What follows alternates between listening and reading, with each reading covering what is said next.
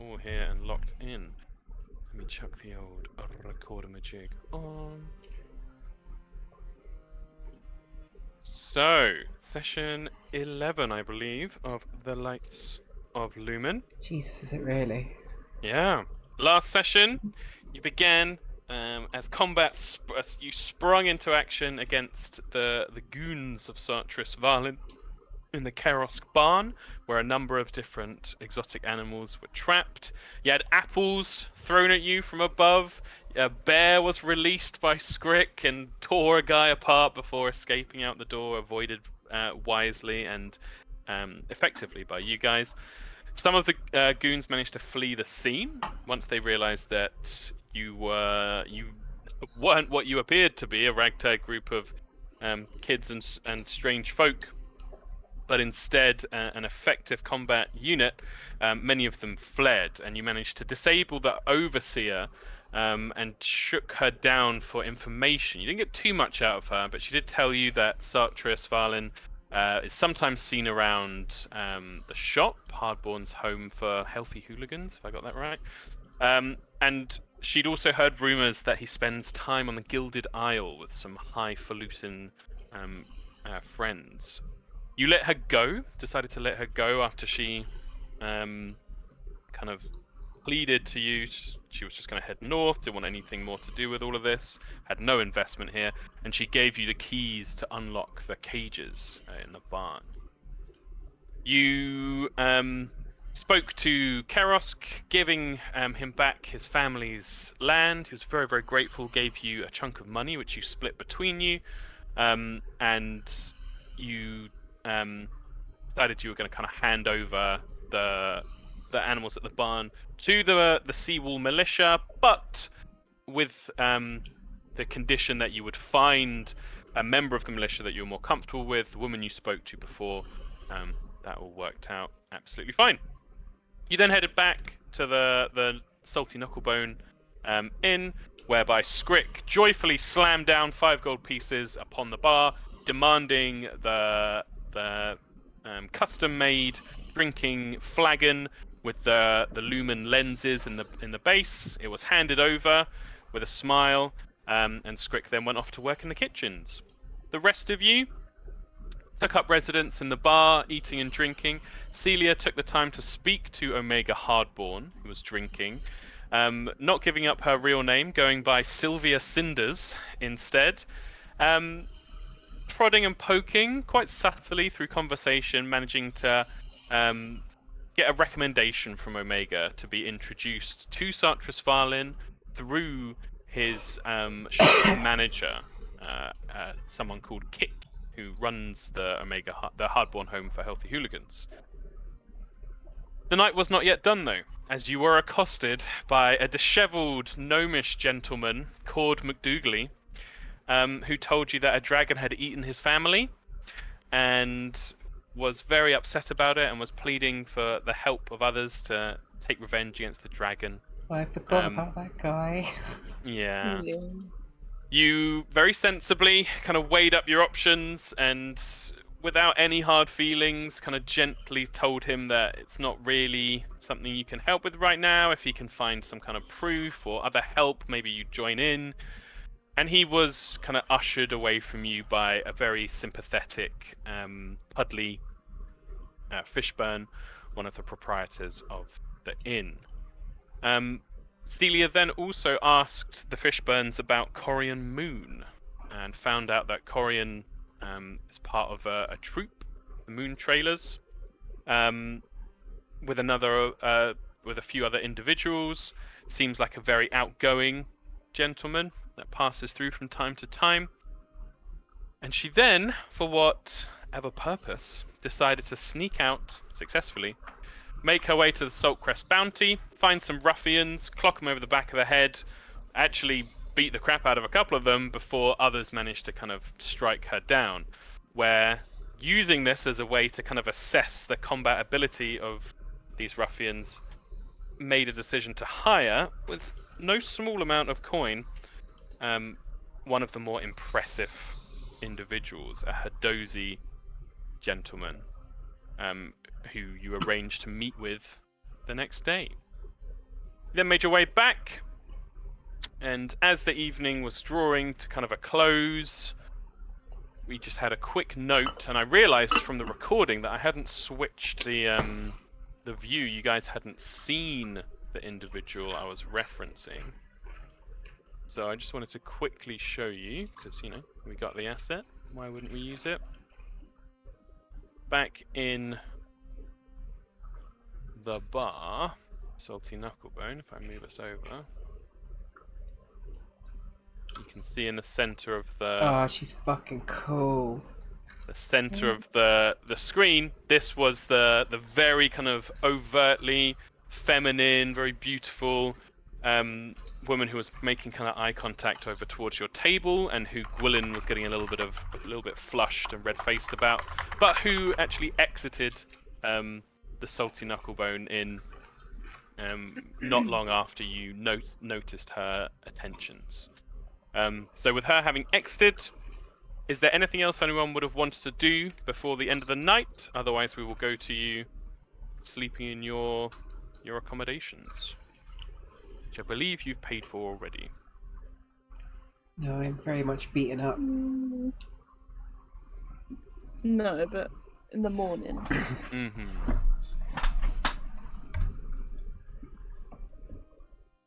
Okay. Well, with that then, each of you finds your way to rest. The lodgings here are simple, humble. There is an ongoing kind of muffled murmur from downstairs as some of the patrons of the inn continue to enjoy themselves throughout the night. But after a long day and differing levels of exertion and exhaustion for each of you, you do all manage to fade off to sleep. A deep slumber with the fresh sea breeze coming in through the cracks of a small window. You find your way to rest. You can each take the benefits of a long rest, which in Pathfinder, to remind you, if you do need to recover HP, it is, I believe, your Constitution modifier plus your level. And of course, any resources that reset per day, like spell slots, you get those back. And if you want to make daily preparations, like changing spells and so on, please feel free to do so. Do we only have 120 XP? Did I not update? You should be level 2 with 120x. That's You how much had I have leveled up as well. before. Okay. I think we're updated. I'm pretty sure I gave you the XP after the. Yeah, I think you did as well. I think you did. Yeah. Just So, yeah. seems so low. Yeah. I mean, we're doing our quick leveling still, so it's only 800 you need to get to. But yeah, we'll see how we go. But through the night, if you are there, Anya, as I know you might be sorting dinner or something. Anya Bobanya. Yes, I'm here. Excellent.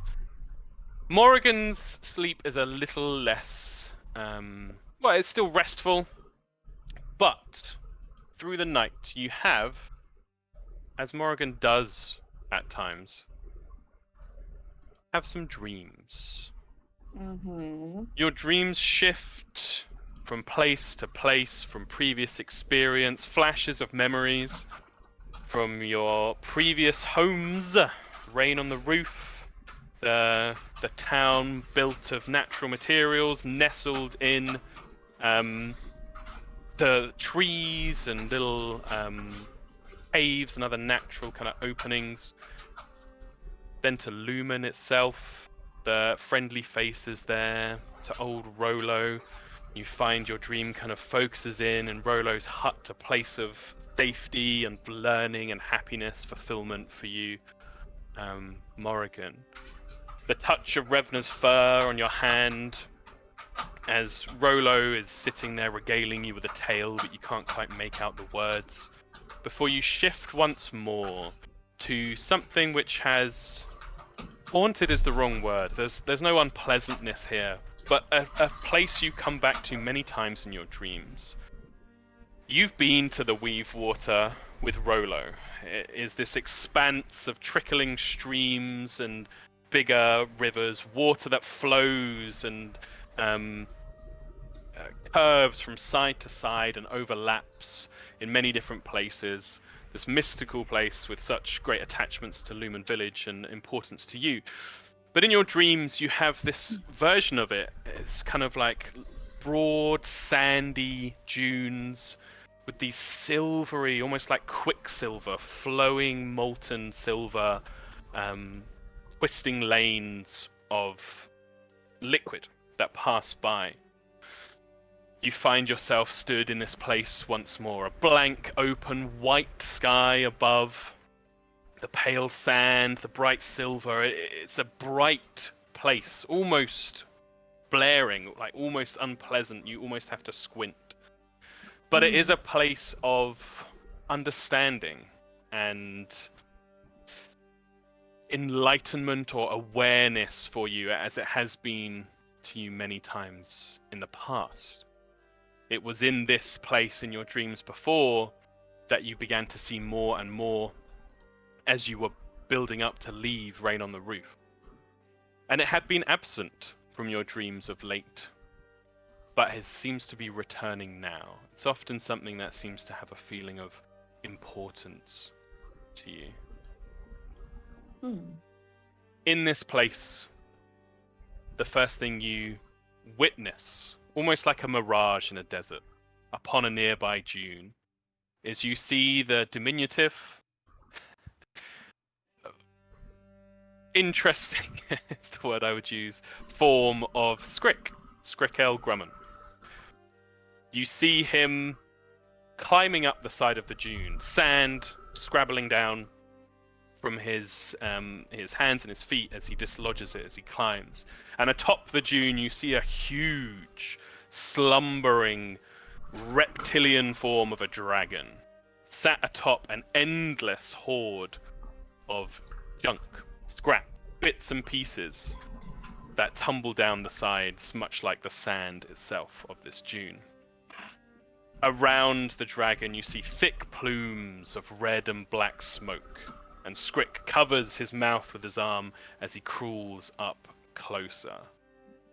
As you try to focus your eyes, the opposite occurs, and as you squint to focus, the image kind of fades, and the sands move and shift until the dune itself is no more, and your attention is drawn back to these quicksilver strands in this sandy arena. Next, you look over and see, this time by this Quicksilver River, Celia. Celia is laughing, and you hear the sound around her of cheering and music, and you notice that she's kind of enjoying herself. She's dancing in place, but it's strange as she stands alone until you look up, and you see the face of the great moon Sina beaming down upon Celia, beautiful white moonlight. And as you look back down to her, you see now she is surrounded.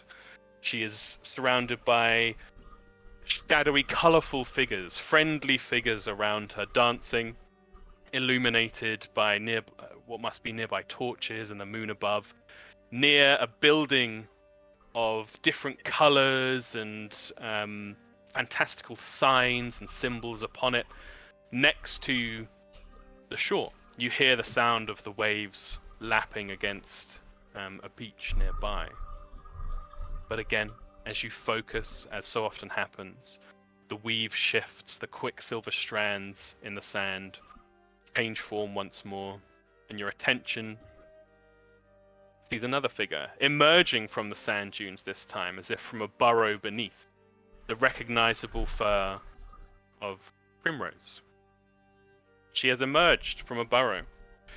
You know that Primrose and her family live in a wonderful, homely burrow, but this one is different. From behind her, you see her back is illuminated, and the sounds of raucous laughter and entertainment is going on inside.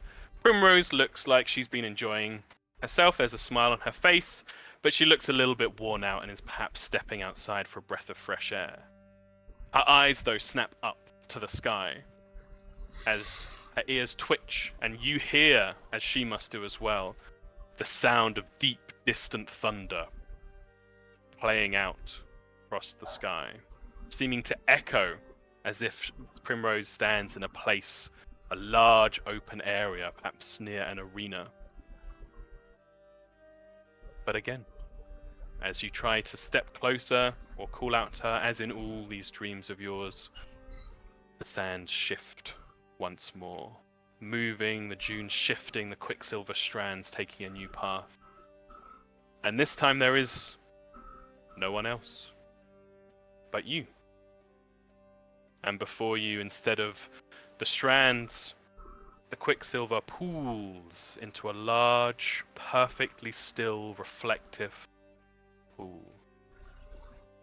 But strangely, the silver on the surface seems to rise in threads, hanging upwards like a fisherman's line towards the stars above. And as you look up, you see the star against the stars, the silhouette of a grand mountain peak. You are reminded in this moment of conversations you've had with old Rollo before leaving Lumen Village itself.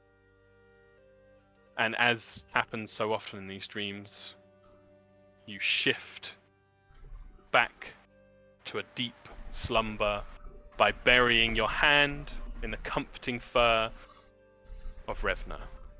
And the darkness of Revna's fur seems to give you comfort and solace as you shift back to a restful slumber. Said a lot of things there. If you want to consult them at any point, they are in your little character section in the journal under Old Rollo's Scribes. Of course. Also, because it's nighttime, take this moment to show more of Hannah's amazing AI art. How cool that is. The 3 moons of Arcadia. Right, And but the without further sun. ado. And the sun, high fire, setting in the sky. But I'm not saying morning high five, comes. really. High fire, low in the sky. Mm. The morning comes. Another day dawns across Sea Spray. The sounds of people awakening around you, the bustle of commerce. They are early risers here in Sea Spray. And you hear the inn itself coming alive as you are all waking and getting ready for the day. If you'd like to let me know what you guys would like to do. Scrick would have got up early, and he would have been watching around people in the street outside the tavern, seeing how many people are littering. Oh, interesting. With the early bird out in the street, yes, you would absolutely notice, Scrick, that unlike Lumen, where there is a strong sense of community, conservation, in Sea Spray, people are a lot less caring. There's a lot of tossed food packaging and wrappers. There's, you see a number of different shop owners taking out yesterday's rubbish and just dumping it in a pile around the back of their establishment, or even in the street itself. You notice as well many urchins, street children, making their way out to the piles of junk and beginning to kind of filter through them. Some of them don't look like they're great at it, but others can kind of give a respectful, appraising eye to. They look like they know what they're looking for. But yeah, there definitely seems like there's a lot of junk around here. Okay. That's sort of what he wanted to know. He wanted to see it for saying nice. Yeah, it's not good, and especially with, it seems like we've got another summer-like day, the sun high in the sky and heating up. You get the feeling that if it weren't for the sea breeze, there'd probably be a fairly nasty smell here from all the junk lying around. When did he have to meet with the person? There was not a specific... Oh no, it was noon. He told you when high fire, highest in the sky, meeting at Saltcrest Bounty by the main warehouse there. So you guys have the morning. Okay. Yeah. Primrose wants to do stuff. Very cool. I think Celia, in contrast to Strix, will be the last one to get up today. Makes sense to me. Primrose will be quite early as well. Probably even, like, she's very early bird. She'd wake up probably even earlier than most people, I reckon. Yeah, I can imagine. Although, if people Morrigan's are- probably reasonably early, but kind of pottering around. Mm. Primrose will wake up. She looks over to the side of her bed and sees Dandy in his potted plant. Mm. She smiles and looks at him for a little while. She's like, "Morning, Dandy. You know, I can't forget you. I've got to water you every day, so here you go." And she does the spout cantrip into the soil. Yeah. And she sort of looks out the window. We're in that artificial place, aren't we, with the trees? You would have a view to it from where Mm. you are. Yes, you'd be able to see it from looking out your window. Okay. She looks outside. And just is a bit disappointed to see artificial trees outside. Mhm. But she looks over to Dandy and she's, "You know what we haven't done in a little while, Dandy? You know, let's go on a walk. It can't be that bad in the city, right? We've seen lots of junk everywhere, but it might be nice. Maybe we'll stay away from those trees, though." So she picks up Dandy in his little pot, and she's gonna go carry him around for a little bit. Oh, very cool. And you would have noticed when you sprayed the water into his little pot, there was a very dandy shake of the leaves. You think he's getting close to being back to his normal self. No. Well, I'm glad you're getting back to your normal self, Dandy. You know, it's awful lonely without you, to be honest. At night, I miss you a lot. No. And I kind of wonder if everyone else is missing us as well. You know, it could be. You know, they must be, right? She sort of looks at Dandy, knowing he can't respond, but you know. Yeah.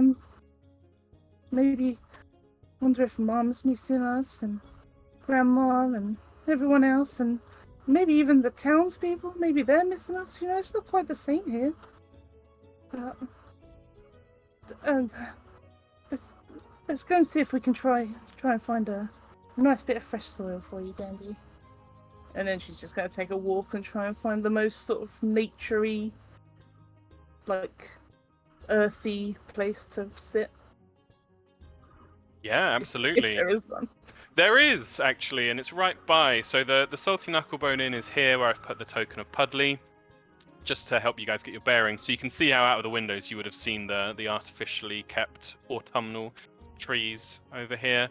But completely growing wild and natural, just through here, is quite a heavily wooded area. It's a stark contrast.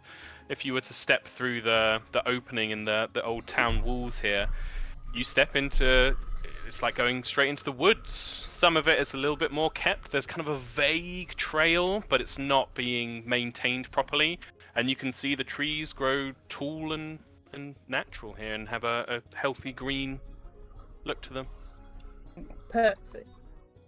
And then she will go along the trail. She'll neaten it up on her way, plant some flowers, pick up Yeah. some fresh soil, and she will sit probably by a more like open area, maybe like here. Like you see there. Oh, I do indeed. And in fact, sit in the middle there, maybe. we have some art for this. Ooh, So, perfect. as you step into this area, it is heavily overgrown. Thick brush, a canopy that grows kind of more thick above you, shrouds some of the morning sun, and you see a number of old buildings, clearly left to ruin, but still in many places maintained quite well. Occasionally, you do also spot buildings that look more modern, that have been built as little mausoleums. It looks like this area has been used to bury the dead for some people. But these old ruin buildings look ancient, and you see their shape is quite odd. They're not built like your standard kind of Hespian architecture. There's more of this strange it almost looks like a child's building blocks. They're very clear geometric shapes. A square with a triangular roof, almost like the child's drawing of a house. Another one is a circle, or like two circles next to each other that have one side's been completely ruined. Quite strange, but there's no feeling of malevolence here at all. There's a beautiful, leafy, healthy soil and earth smell here, which is a welcome change to the town you step away from. Yeah, definitely. She definitely likes this little area here. Yeah. She sort of sits by this tree, I think, Mhm. in the sort of sunlighty side of it, and sort of digs her feet into the soil a bit, and just sits there until the early morning has passed. Well, maybe half an hour into you sitting there and soaking up the wonder of the nature, and you notice a few times that Dandy's leaves have like stretched up and seems very happy in this space. But about half an hour in, just making sure, yeah, here it is. You are interrupted slightly by a sound. The sound is it's kind of halfway between a sneeze and an elephant's trumpet. It's like and you hear a heavy rustling and turn to see kind of emerging from the undergrowth with a big smile on their face, an odd looking individual, a loxodon, an elephantine humanoid whose right ear is much larger than their left. They have big protruding kind of buck teeth at the front of their mouth, and they seem to be wearing like a thick rope necklace, without any other way to describe it, almost like a noose, like just a thick rope around themselves. The individual, upon spotting you, does like a happy little trumpet and, without much grace it must be said, stumbles over towards you, holding out a hefty hand. There isn't, you don't get a sense of threat, but there's definitely a kind of a lack of grace to this individual as they just stumble up to you and just like, somebody in the woods, good morning. Primrose just immediately stands up as she sees this Loxodon come through, and she's like, "Oh, sorry, I didn't mean to interrupt your little area." Not at But all. she will take the hand, reach Yeah. up. Shakes with an enthusiastic clench, which probably makes your little paw ache a little bit. But introduces themselves immediately and says, I'm Cadsworth. What's your name? Oh, well, Primrose. I just wanted to get away from the city a little bit. It's not really what I'm used to around there. But this is much more like it. It's very pretty. Yes. And the trunk kind of like starts sniffing around you, a little bit invasive, like Yeah. next to your head and next to your side, and he's just like, Oh. have you been at the Salty Knucklebone? Oh, well, yeah. How did you know? You can tell that just by smell? You smell like the Salty Knucklebone. Oh, how I miss it to this very day. Oh, well, it's only over there. Oh, well, why don't you visit? It might be only over there to you, but to me, poor old Cadsworth. And he like puts his trunk up against his head, like in the token, as if he's like, oh, woe is me. I am not allowed in the Salty Knucklebone anymore. Patty banned me. What did she ban? Kind of looks down the ground. She would tell you that I drink too much. But I think she bans me because I'm just too much fun for them to handle. Oh. Oh, this sounds like George. No.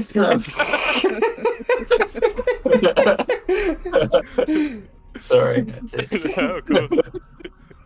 Well, I'm sure it's just a misunderstanding, right? Maybe you could try again.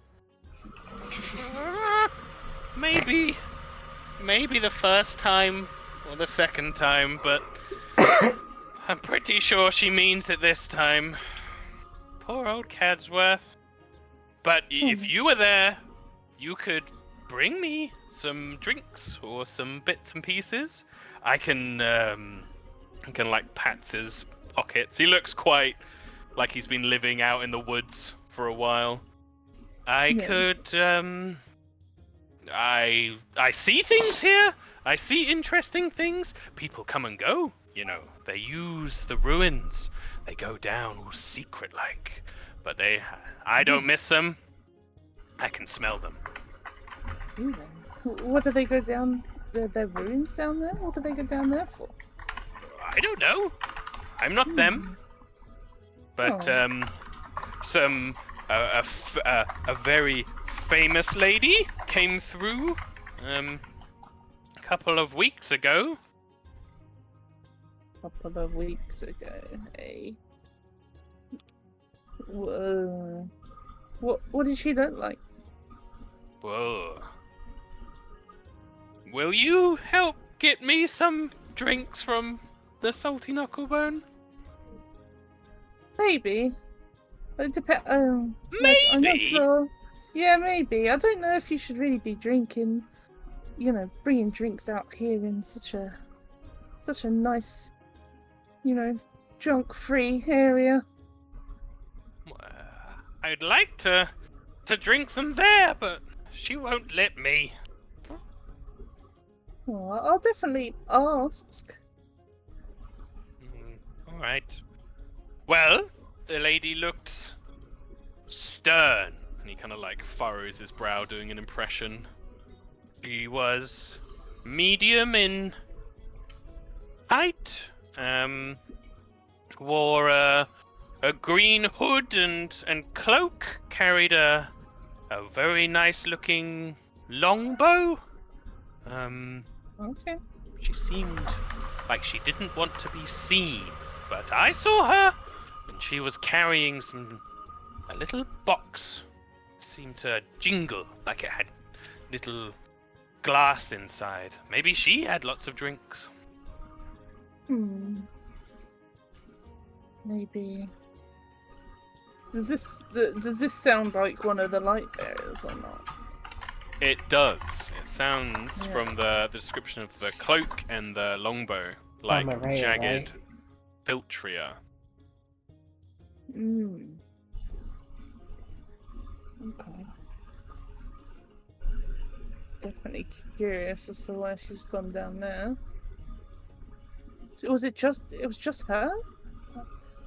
Just really curious. She. I know her. Oh. Well, that I've been very useful then. So you could bring me some drinks. You could go with, and then maybe we can ask together, and then I can maybe even buy you one. Yes. She was walking alone, but I don't think that she was alone the whole time down there. Some others met with her. There was and he kind of like flaps his hands next to him like wings. Oh, the fancy one that lives on the Gilded Isle.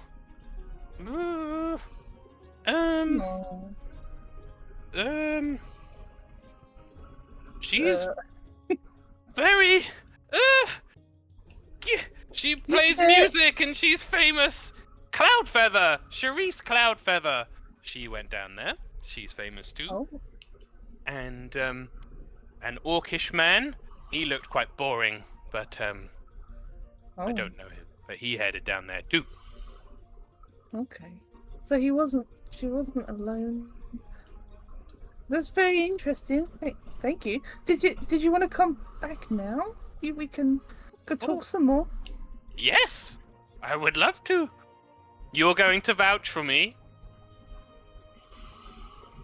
Well, I'm going to ask first, and then see if she'll let you in, and then I can buy you a drink, maybe. Thank you. I like your plant. Oh, thank you. This is Dandy. He says hello. Plants with names.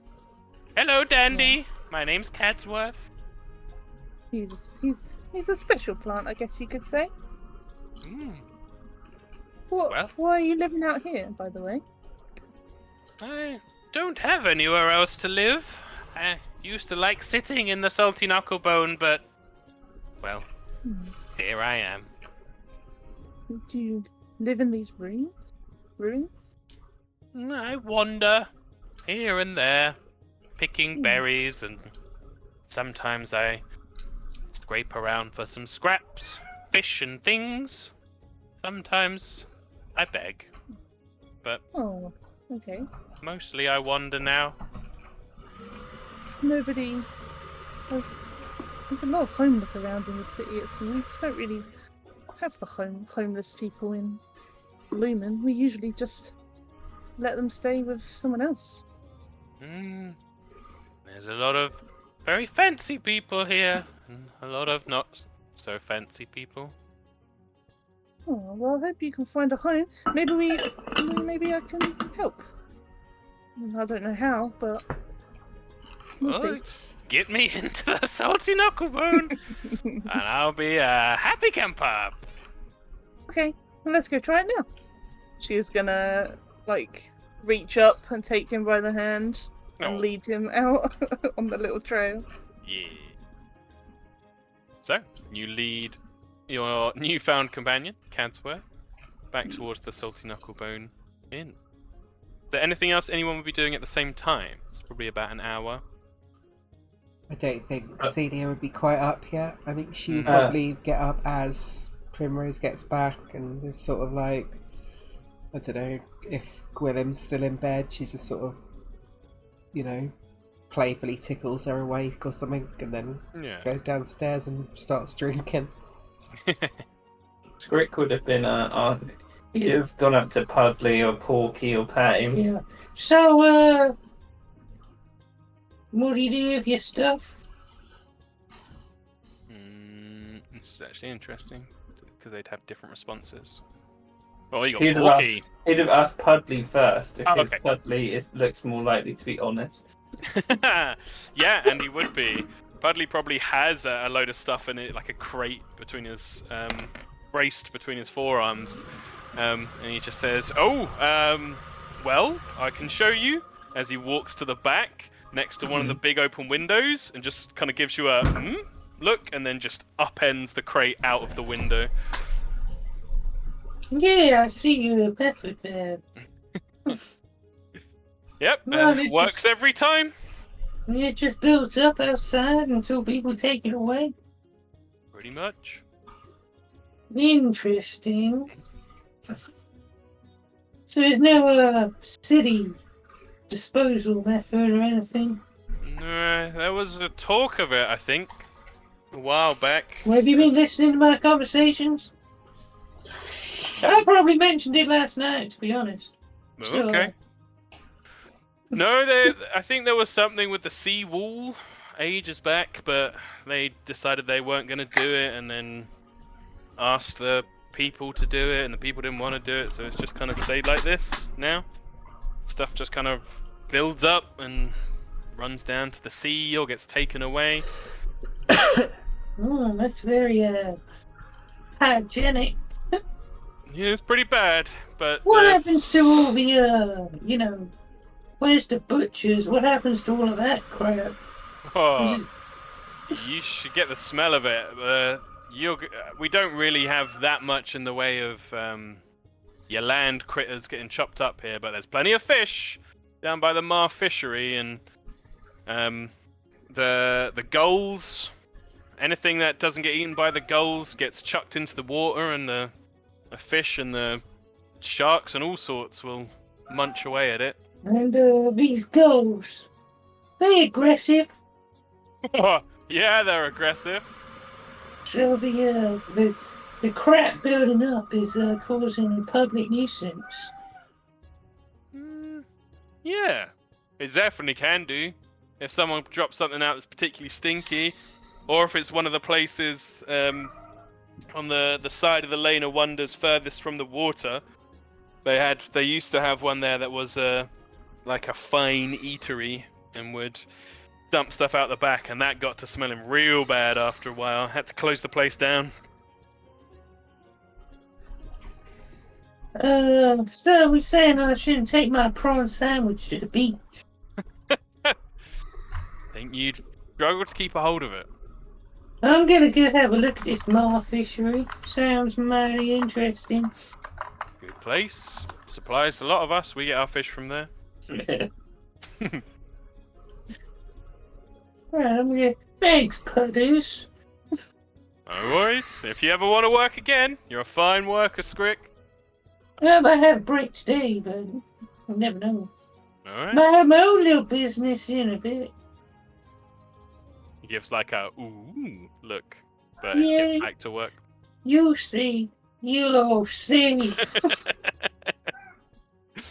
Very good.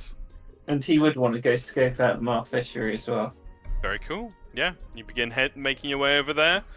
I think probably you'd have time before Primrose got back. The fishery itself is already. People are hard at work. The early morning catches are being brought in already. On the map, the Mar fishery is just up here. So you'd have to cross over the Sailor's Berth, where the ships are being brought in. People kind of jostle for space along the jetties and the sides there.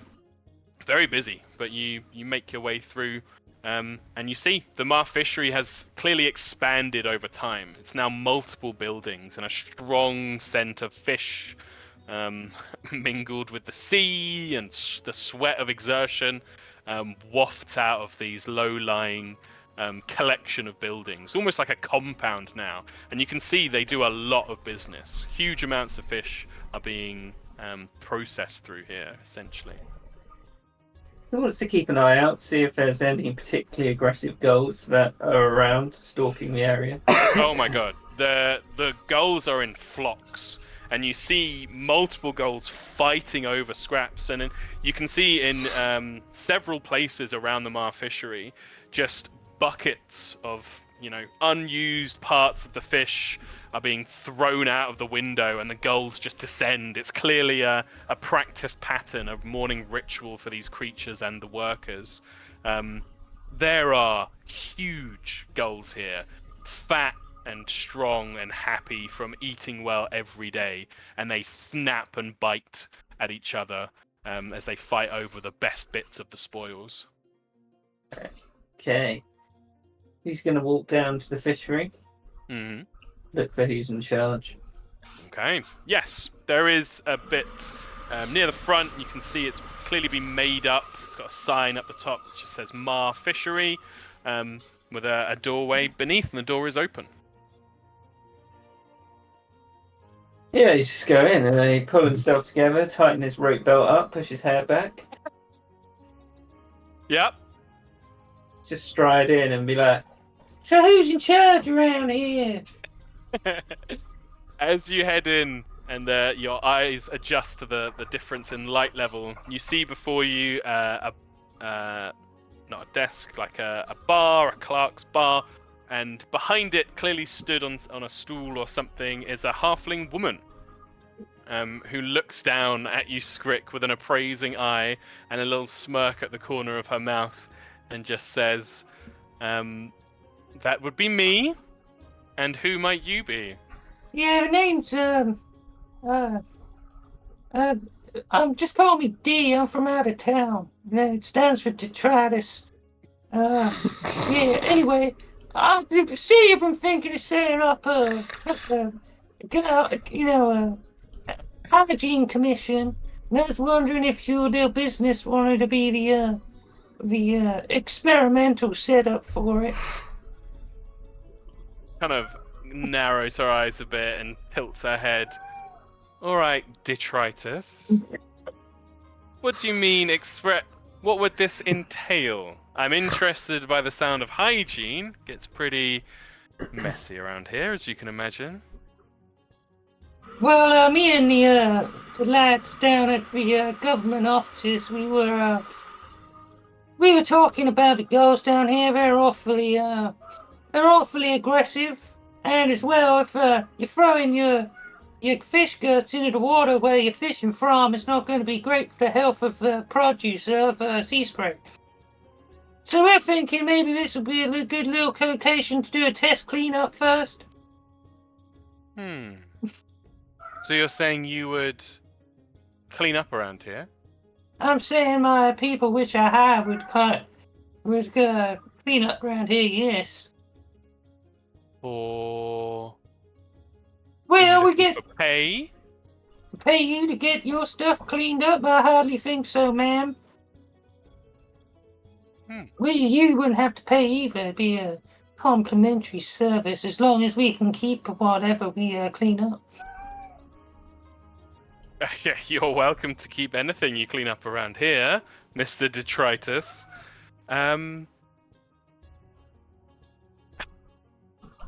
You know, my mother didn't raise a fool, sir. It's not often someone offers to do something for free or complimentary. And all you'd be looking to get from the junk we have around here is dead fish bits. We're thinking of chopping it up and processing it into feed for the animals outside of the area and then trading it up north. Huh. Intriguing. And we wouldn't be held responsible for anything that were to happen to any animals that ate this processed feed? Well, it'd mostly be fertilizer. There's high micronutrient content in fish guts. Whoa. And fish bones are excellent fertilizers, yep. You talk a good talk. She kind of looks you up and down, sees your rope belt pulled tight around your waist. Uh-huh. Well, I'm not against the idea. We do a lot of work here, Mr. Detritus, and we'd hate to have anything interrupting that workflow. But if your people could work around mine, then I see no reason why this couldn't be an equitable arrangement. Yes, it sounds acceptable to me. Your name's Detritus Jones. And your name, ma'am? Pamela Tandervale. Pamela- A pleasure. You get out a piece of paper, write it down. Right. I'll let the folks at the town hall know, and I'll come back to you on this matter, ma'am. A pleasure to meet you. It's a pleasure to meet you too, and if anyone comes looking for Detritus, I never was here, you see. And then he like slinks out. Amazing. She's thoroughly charmed. Right. Anywhere else, Scrick? Shall we head back over to the Salty Knucklebone? Well, Primrose Yeah. done. He's basically trying to get a he's going to present all this. We've already got a person who's interested to the Yeah. town hall people. Yeah, absolutely. Yeah, so he's going to go back and have a quick drink. Very cool. Yeah. So, drinks and breakfast.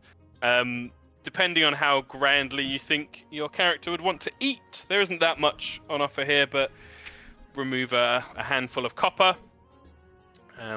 If you think they'd eat very fancily, feel free to remove a little bit more if you like, but on your judgment be it. There's all manner of cheap and cheerful up to slightly fancier wares here. I have no money left. So. Oh, nice. Oh. Primrose will pay for you. There you go. So, you find yourselves collected back in the Salty Knucklebone Inn. A few, much less busy than last night, a few proprietors are having their breakfast here. You see the large GIF individual is making his way through a big pile of fried potatoes. And Primrose, you walk up hand in hand with Cadsworth. Yes. Heading straight in. Yeah, she's gonna go immediately talk to who banned him. Was it Patty? It was Patty. Yeah. Yeah. Go talk to Patty. Okay. Yeah, as you enter with Cadsworth's hand in yours, the first of the fishbones you bump into is actually Pudley, whose eyes go wide and he's just like, oh no. And heads off as you hear the storming sound of Patty Fishburne. What? Calling out from behind the bar as she thunderously strides up to you, Primrose. Well, good morning, Patty. It was a good morning. Well, I just met Codsworth in the forest. He told me that you banned him, but I thought maybe I'd Correct. at least ask, whether he can come and sit, because he knows some stuff. We want to talk to him. Just wondering if you'd let him sit at the table with us at least for today. She kind of glowers at Cadsworth and she's like tapping her foot on the ground, crossed arms. She just says, right, come with me, Primrose, just for a second. Okay. And she leads you on a little tour around the bar where she points out, and here is where Cadsworth fell through the wall and we had to rebuild this section of the wall, and leads you round the back. And here is where 3 crates of Merryhold Red, which costs half what the inn cost, crashed to the ground. And so on and so forth, leads you in a little loop around and comes back to the front, looking up at Cadsworth with a fury in her eyes. Yeah, you can see Primrose's ears slowly lower as she's exposed to the slight tour. Yeah, and anyone looking on would see Dandy's leaves wilting down as Primrose's ears fall down as well. And she comes back and just says, now, having seen what you've seen, would you like to ask me that question again? Maybe we could have an outdoor seat? Outside is fine. Outside is fine. Okay, maybe just half a drink? No, not on your life. Okay. You should see what he can do with half a drink. Really? That's quite impressive. Yeah, Cadsworth's just like, I think so too. Patty just shakes her finger. She's like, no, no, no. Out, out, out, out. Okay. Well, she said we could sit outside at least. Cadsworth kind of nods and smiles at you, but as you head outside, you see there's no outside seating here. Oh. I'm disappointed. Yeah. Guess we could just sit on the floor. Sitting on the floor's fine.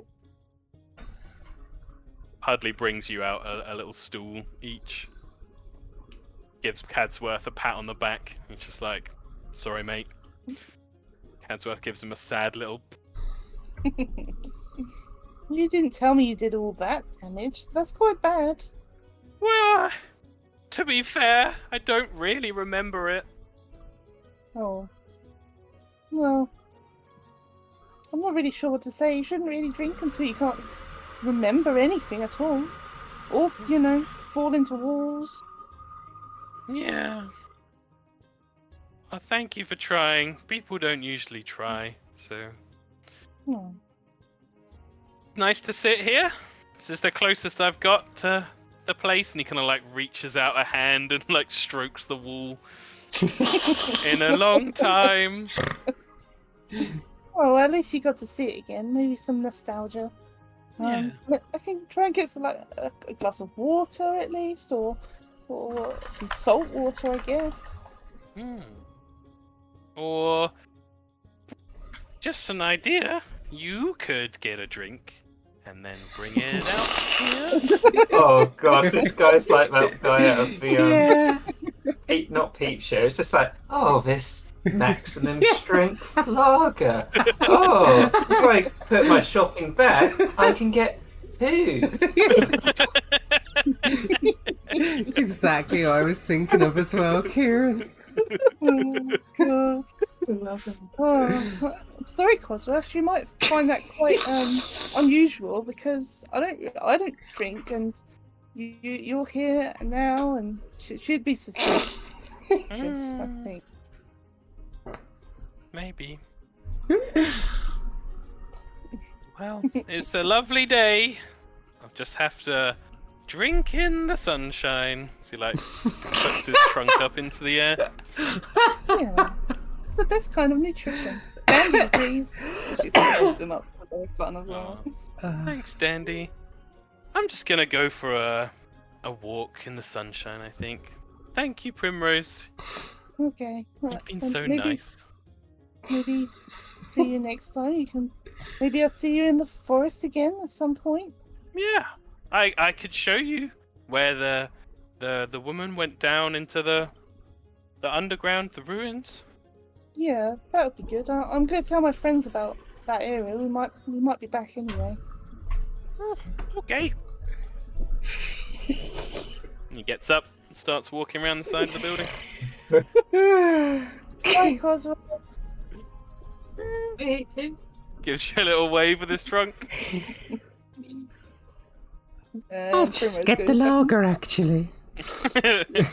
As you go back inside Primrose, you see Patty Fishburne with a chair held up to the window as Cadsworth is trying to get himself in through the window of the Salty Knucklebone Inn. He's just like, not this again, Cadsworth. I'll get the militia. He's like, please, just one. Would Scrick be back by now? Yeah, definitely. Scrick would be back by now. Scrick like, Just give him one drink. Yeah, Patty, the head snaps over to you, Scrick, and she's just like, don't you think about it. I'm not thirsty. But I would like a drink. no. You see some of the other patrons laughing or cheering on, but Patty eventually gets Codsworth out the door. You Why see doesn't- Pudley looks quite sad. Wait. Pudders, why don't you just go somewhere else to drink? Pudley would look to you, Scrick, and just be like, we're the only place, really, unless it's a private house with beverages. Isn't that what a pub is? Private house? He kind of looks confused. We're the only one of those, but if people have drink in their own homes, then that's somewhere else it might be. But I guess he could go to the cafe, but I don't think they serve booze there. We serve booze in Lumen. You see Cadsworth's one large ear prick up. It's like, Lumen? What's Lumen? It's a place I'm definitely not from, and my friends aren't from there either. But yeah, it's just to the east. East? Is it very far?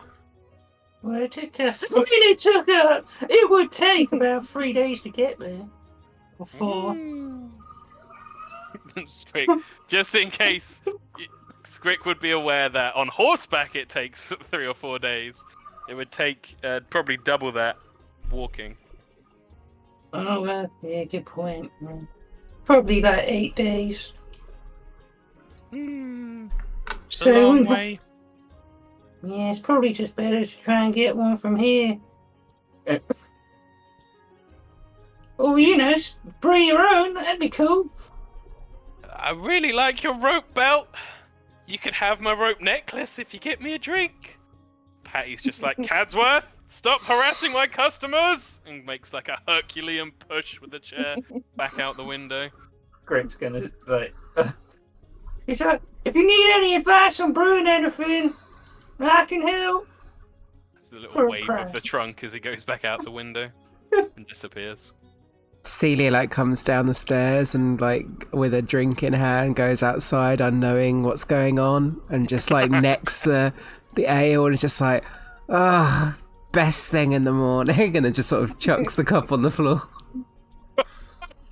As you chuck the cup on the floor, a large Loxodon man scurries round and grabs up the cup and sticks his trunk into it, and it's just like...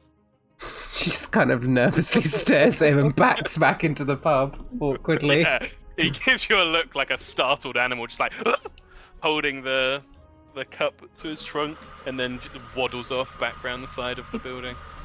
As you go in, Celia, you'll see Primrose sitting at the usual table with Dandy's leaves covering her whole face in shame. She'll go perch herself next to Primrose, sort of like, what's eating you, rabbit? What's up, Doc? Well- Sorry, that's what I should have gone with. Fuck. What's eating you, rabbit?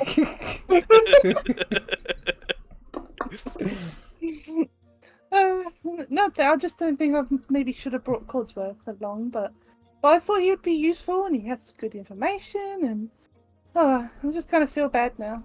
But It's what a pub's for. I wouldn't feel too bad about it. I guess so. But yeah, I mean, I just feel bad. You know, he's had to walk away without a drink and being kicked out. You know, it's not nice to be kicked out. You guys yeah. have had a busy morning. Yeah, what are you doing? Sleeping? You look terrible. What happened to you? You fall over? Yeah, something like that. She sort of rubs her cheek slightly. They're sort of like swelling under her eye now. One of them like practically half shut. I don't Celia want to looks say it, Celia, but you need to be more careful out on the road. People are relying on us. Oh no! Did you slip in your room and fall on the floor? Yeah, Happy floor. Gwillem left the soap out. Oh dear. You'll tell her to be more careful. Here you go.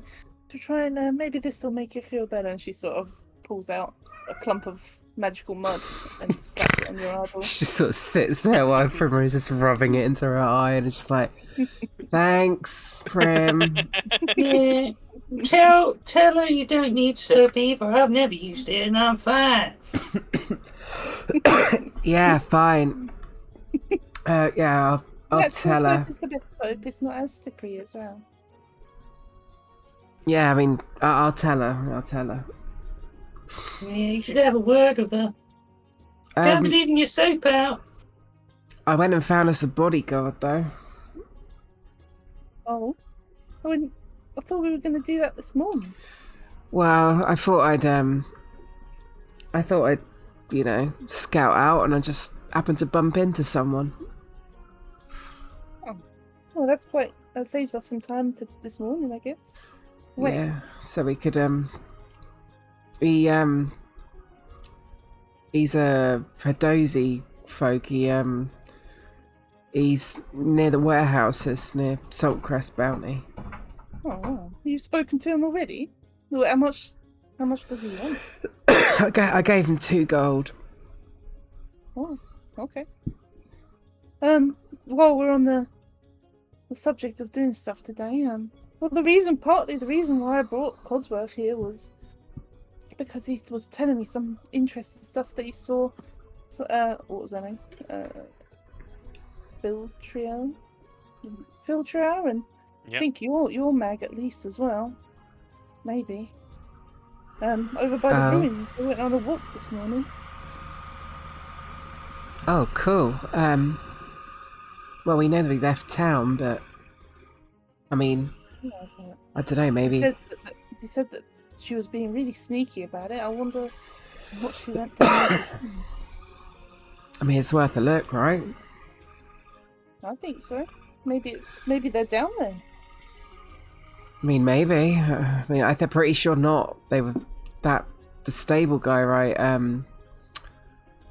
Fuck, what was his name? It was Zenthi.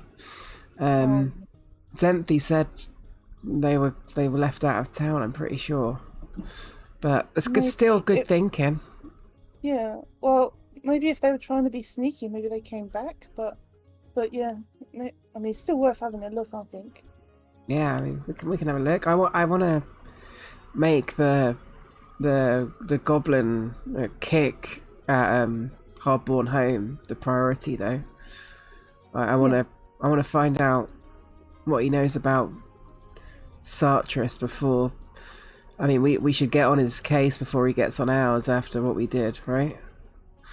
Yeah, I think so. Let me go quickly put Dandy in my room, and I'll come back down. She's gonna just pick up Dandy. She's gonna leave him in the window. Yeah, he looks very happy there. Gives you a little shake. Anyone see Fate Weaver this morning? I thought she was slipping on soap like you. Probably. She's been spending time writing down her dreams. Oh, Oh, yeah. Very nice, cool. nice. I think if Rolo's taught her anything over the time she's been studying with her, it's that nothing like that is coincidental. yeah, absolutely. She's going to start writing things down. Very cool. Also, before I would have gone out as well, probably would have tried to heal myself a bit. Of course. What role is that again? Medicine or nature. Nature. One. Nature. Oh yeah, 2d8. Yeah. Nice. I think I'm at full. Actually, would I be at full, Tom? I got the shit beat out of me. You got beaten up, but it wasn't like a proper combat. It's actually quite a nice example of how the HP system represents different things. Yeah. I would say from the scrapping, just take 4 damage. Okay. And then if you would have healed that up with your level and con modifier from the long sleep, then you'd be at full. Cool. Yeah, I would have been. Yeah. Yeah, then you're fine. Cool. Oh, such a bad cough at the moment. You got beaten, but like it was a street fight, and it was no worse than some of the beatings you took from Mother Bear during training at times. Okay. Wow, Mother Bear's harsh. Yes, she is. Yes, she is. And also, Morrigan, if you wanted to roll your glimpses of fate and hand out extra hero points, you could. Everyone's on 1. I would give Primrose 1 from RP so far. And Scrick. Oh. What am I? That's the thing where you get to choose a number of d6 to roll. If you get any doubles, you don't get any extra hero points. So 3 dice is just under 50% chance to get a double. So 2 dice is pretty good odds. 3 dice is like half and half. Anything more than that, it's unlikely you'll get any. There you go. So you can hand out 2 extra hero points. Yeah. Can I save them for later, or do they have to be now? If you can remember, you can hand them out later. That's fine. Okay. Very cool. Okay. Nice. Well, let's go try and get this. Talk to that guy, I guess. Well, Yeah. Script wants to go to his meeting. Oh yeah. It's like mid-morning. You've probably got another couple of hours, Scrick. Okay. Where are we heading, people? Who are we talking to? Let's go to the Harborn home for party very hooligans nice. and talk to that Kick the Goblin. Pick the Goblin. Very good. So you make your way, and Sea Spray is in full flow. It's busy. There are people busy in the streets, noble and commoner alike. Many young street urchins darting amongst the crowds. It's a thriving place, and with the weather as it is, people are here from Crucible, and even further afield, you see exotic travelers who've clearly come from other nations, people dressed in very exotic garb, unusual to you all. Sights and sounds and scents, very, very interesting. But you make your way to the Lane of Wonders, and I believe it is about halfway along. This madness. Is this a shopping street? It is, yeah. I can tell you the shop, see if you'd be interested in any of them. Well, he's more looking for where all the refuse is dumped, because this is a bit of a fancy area, This I is, assume. yep, this is like top tier refuse central, Scrick. Depending on your fancy, there's things for all comers here. There is a general adventuring and travel goods shop called Pleasant Trails. There's an artisanal seafood and exports shop, which is just called Ma. It's done very like stylishly on the front of it. There's the Hardborn Home for Healthy Hooligans. There's a magical shop for magical items called Sorceress Palms. a big book and scroll shop called Tumbling Tomes. There's a couple of unused buildings. One that looks quite badly burned and it just hasn't been repaired. There's a sweet shop and cafe called Coastal Confections. An amazing place for junk Scrick with it would be like, you know, Scrick in Vegas, because it just has a pile of different like clockwork toys and bits out the back of it, called Slab and Cirabel's Tower of Clockwork. It's the one here that looks like a clock tower.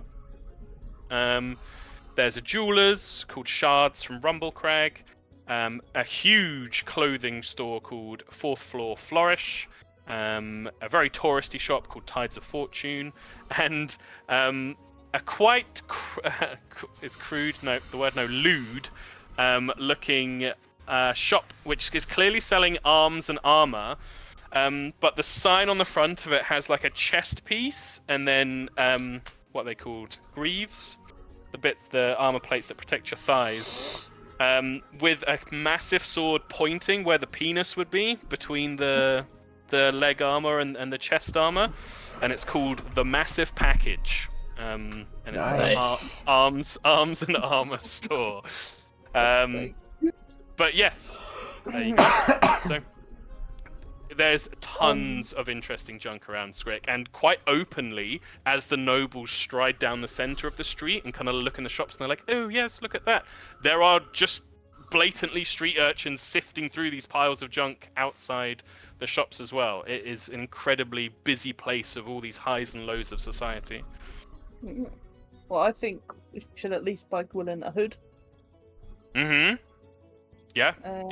Take you 2 seconds in the fourth floor flourish. Yeah. You go inside. Each floor is devoted to a kind of a different class of clothing. Very, very, very classist here. You see nobles perusing the upper floor, and on the bottom floor is your your scraps of clothing with families berating each other. But yeah, there you can easily get a hood. A very kind of overworked looking clerk would be like, yep, hood, there you go, 2 copper pieces please, thanks, bye. Yeah, basic hood for Gwilyn. Yep, she puts it on happily. Primrose will restock her fruit and veg basket. Oh, lovely. Yep, easily done. That would be another couple of copper. But yeah, she'll also be dishing out veg and fruit whenever she sees like homeless or you would swiftly, as soon as you start being like, "Here you go, sir, something to eat," you turn round and there'd be like 20 kids just stood behind you with their hands out like, "Oh, please, miss, we need some fruit. Oh, I haven't had fruit in forever." Oh, that's really sad. Everyone should have fruit every day. Oh, yeah, I agree, please, especially me. She's gonna have to stand there for a good 10 minutes, I reckon. Yeah. Do a I don't know what this would be. Do a perception roll for me, please. Yeah. Oops. Scrick be like, "Alright, get in line." Perception. Oh, yeah. Perception's over on the right. Yeah.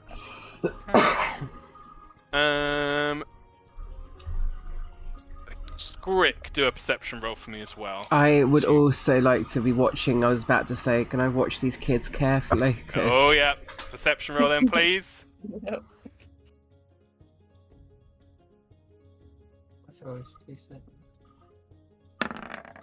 Oh yeah. So Primrose happily handing things out, the picture of kindness. Both Celia and Scrick, you snap to it at the same time. A particularly grubby looking young girl with dirty blonde hair and tatters on her head has carefully lifted up the side of Primrose's little blouse and is reaching into one for Primrose's coin purse. Can I grab her hand? You can indeed. And I'll just... So your large calloused hand snaps around the kids and there's an immediate... I'll just say, want to put that back where you came from before you lose it? Yep. Sorry, miss. Just making sure everything's in order here. Mm-hmm. Miles. What's your name? My name's Fruity. Can I do an insight check? You don't have to do an insight check. Mm-hmm. And where you from, Fruity? Here and there, everywhere. Oh, gonna have to chop your hand off. What? You can't chop my hand off.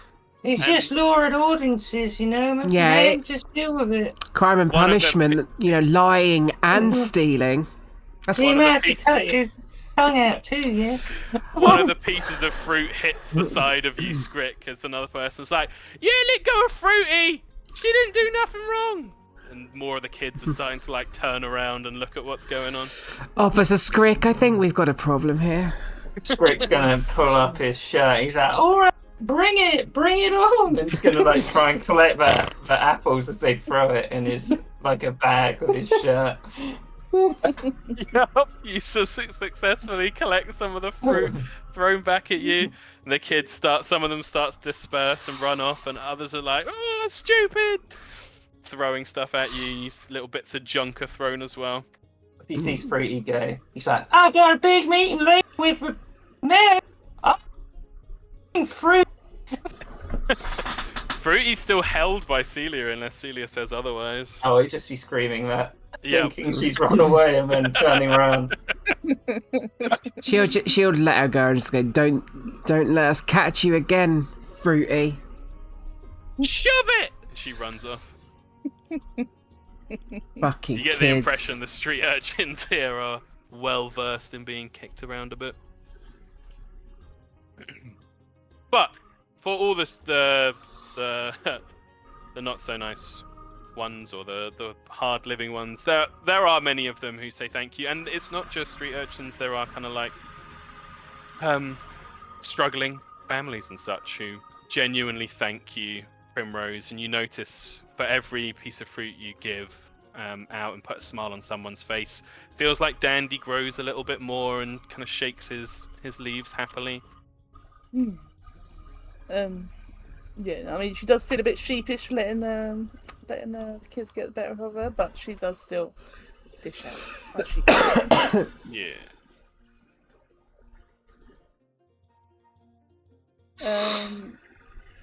And there was a magic shop.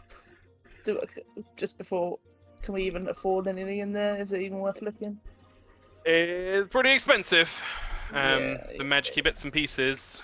I mean, you had that money from Aberis, and you got the money from Zenthi, so if you've got a decent amount of money in your inventory. A big thing in spent it. Pathfinder, to step out of character for a second, is that there are often magical items you can get early on for not too much, but they're consumables, like a one-time use kind of thing. So if you had an interest in particular items, I could have a look for you.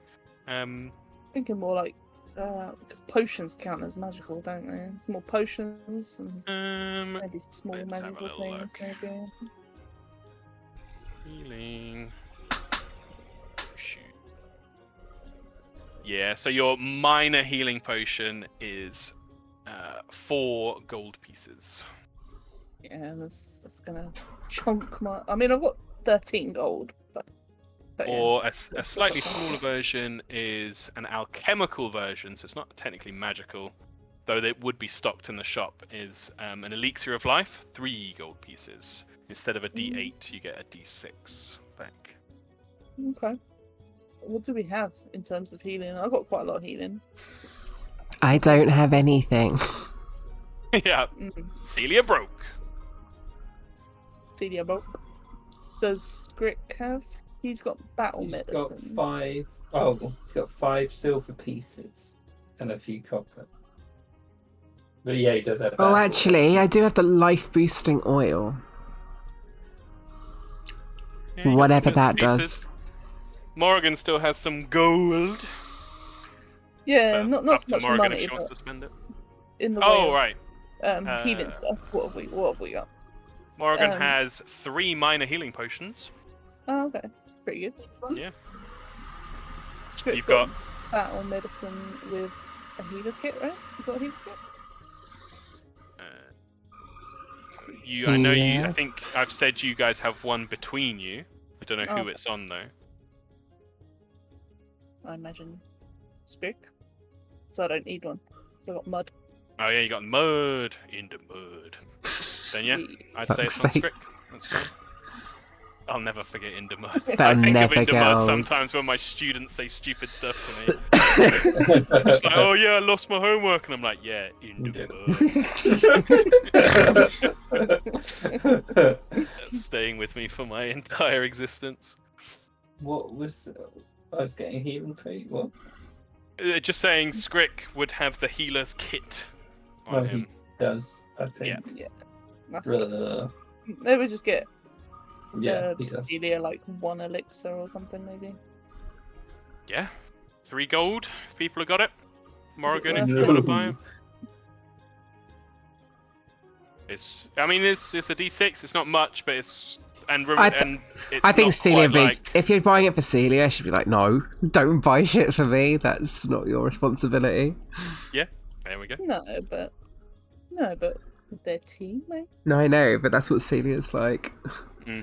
Well, then Primrose buys it for you anyway, because that's what Primrose is. So 3 gold. I'll take away 3 gold. We get you an elixir. Elixir of life. Don't Thank have it in the you. Compendium. You can hold on to it though. It is. So you can just drag it from the compendium into your inventory if you like. Cool. Minor elixir of life. It would be better if you had it on you. Yeah, but she wouldn't accept it. You better take it, Celia. I think if people peer pressured her, she might eventually. Yeah. You don't I wanna think it's die? better if you hold on to it. Yeah, and Gwilyn would be like, "Yep, look at your face," like make you look in a window or something. You should have this on you. Script be like, You're the one who gets up in their face. If you die, we all die, so you gotta fucking take it. Fine! Yeah, exactly. And also, if you slip on This- some more soap, it might be useful. What is it called again? Giving. This is Minor an- elixir of life. This You is an search- investment in our survival. Okay. Cool. What's Gwilyn got? Has Gwilyn got anything? So I did make her a basic thing. She has about 10 gold pieces of coin, just from her own pocket money, from her fancy living. She's got her short bow, a dagger. She's now got the cloak, her clothing. She's got bits and pieces that she's packed for the road, which aren't actually practical at all, but it's what a late teens person would think they need for the road. So she's Yep. got bits and pieces there. Yeah, not much practical, I'm afraid. Okay. Leather armor, basic leather armor I've Gwilyn given her. maybe. Yeah, it's up to you guys. Yeah. She is a character. I've made her a PC in terms of build, but she's only level 1. yeah, and Script will walk up to her. Be like, I know you didn't come with much because your dad was a dick and didn't give you anything. And you probably need equipment, yeah? Yeah, I do feel a little bit under equipped. This place is crazy. Well, you're in luck. And he hands her a ragged cloth. Thanks. It's great. Yes, it's no problem. She like gives Celia a look for a second and then puts it in her bag. She can would see she would Script. gesture at Gwilym, just like just take it, it's fine. And you'd be like, Oh yeah, I bet you like that, man. and you can see Script kind of smiling. She'd be like, thank you, Skrick. That's a lovely rag. Yes, no problem. Best rag I've ever had, Skrick. Thank you. It's alright. Plenty more where that came from. Also, if we're going to go down some ruins, maybe we need more stuff for that as well. I don't know what the ruins Yeah, I mean, Need for a road. Maybe underground, probably some. light. I don't know what's down there. Maybe we should talk to someone, see what's down there first. But I don't know, like climbing stuff or cave stuff. Yeah, well, that's what I was thinking. But I wouldn't know what to get for like a rocky cave. Me neither. Underground soil cave, but rocky cave. Oh, don't worry, everyone. I've got this. And he pulls out the little seagull statue. We should be fine. I mean, yeah. I mean, seagulls are well known to be cave-dwelling creatures. Well, yeah. Just looking at Squig's inventory, it's just such random shit. Yep, that's your character. I know, it's just funny. That's Is great. anything useful? They call him a bird of the cave. Yeah. Oh, yeah. Black smear poison. Let's go talk to this Kit guy at Tarborn. I mean, who wants to do the talking? I mean, do you want me to do? I've got a little business thing I need to ask someone, so I could put him off guard with that, and then you can roll in and I mean, take them all out. it's not a bad idea. We want to meet. We want to find out where. Well, we know where his boss is, right? So what did we want to find out again? I've completely forgotten. Basically where he is, right? I'm just looking at the notes. Where he is. Yeah, the overseer woman told you that sometimes he's seen by the shop. Sometimes he's seen. There's rumors that he hangs out on the. We wanted to set up a meeting with him. That's what we wanted to do. Yeah, You spoke to Omega. Heart that's on, pretty good then. We could try and get him to set up a meeting with. Let's get Scrick to set up a meeting with this guy with Sartreus. So and Celia's gonna be like, maybe just like emphasize you've got this incredible opportunity that he can't turn down, but maybe like leave the details vague because he ain't gonna understand the importance of clearing this place up. I'll give it a go, for sure. Okay. And by the way, after your suggestion yesterday, I'll be going as the name Detritus, or just D. I'll be from going around as somewhere. Sylvie Cinders. I'm gonna stick with. I think we Yeah, should get Detritus. nicknames for everyone though. Detritus, Sylvie, looks to Primrose. Any ideas? Flower. Flower. That's good. Flower. Okay. And she looks to Gwillem and it's like, and then looks to Scrick and it's like, I know, Wolf Lady.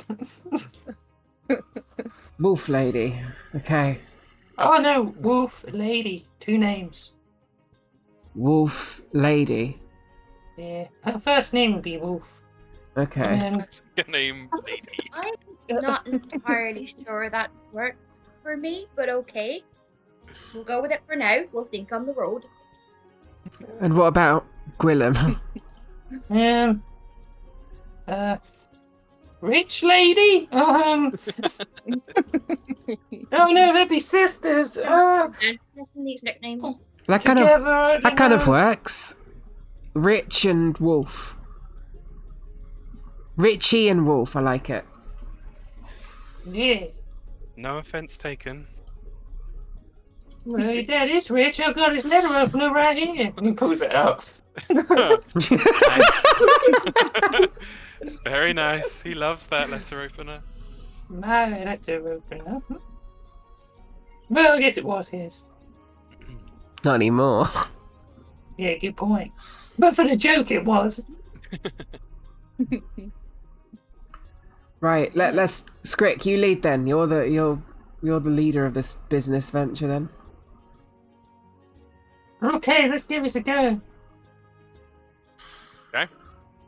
The Hardborn Home for Healthy Hooligans is a fairly unassuming shop when you first look at it. A large storefront with a number of small animals in the window, and you see a few street urchins joyfully kind of pointing down at the little hamsters and ferrets and such that are on display there, winding their way through various tunnels. And as you step in and a little bell rings as you open the door, You can see that the tunnels are built to go in and out of the walls all around the place. It does look like the animals, at least on first inspection, are well cared for here. You see little creatures happily running through tunnels, well fed and watered and such.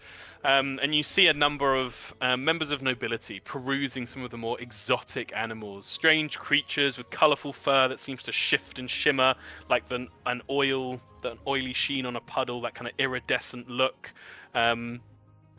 Belonging to this almost like a mongoose-like creature, quite large, bathing in the sun and kind of moving around. And this noble woman is pointing to her partner and clearly gesturing that she wants this creature. And just next to them, looking after them, you think probably your target, a goblinoid, feminine figure, quite short. Shrouded in all sorts of beads and robes and kind of beautiful silks wrapped around, very exotic looking, and covering most of her face, but her eyes looking very intelligent coming through as she's now explaining something about this creature to the noble couple. What do you do? Yeah. Is there a bell? There is a desk. On the desk is a small bell. Yeah, he's gonna just tighten his belt again, push his hair back, ding the bell. Very cool. You ring the bell, and the goblinoid woman's ear kind of twitches slightly, and she looks round, apologizes to the noble couple, and heads over to you, Skrick. Is there any hesitation when she turns around? And sees you. Yeah. Because if there was, he'd ding the bell again.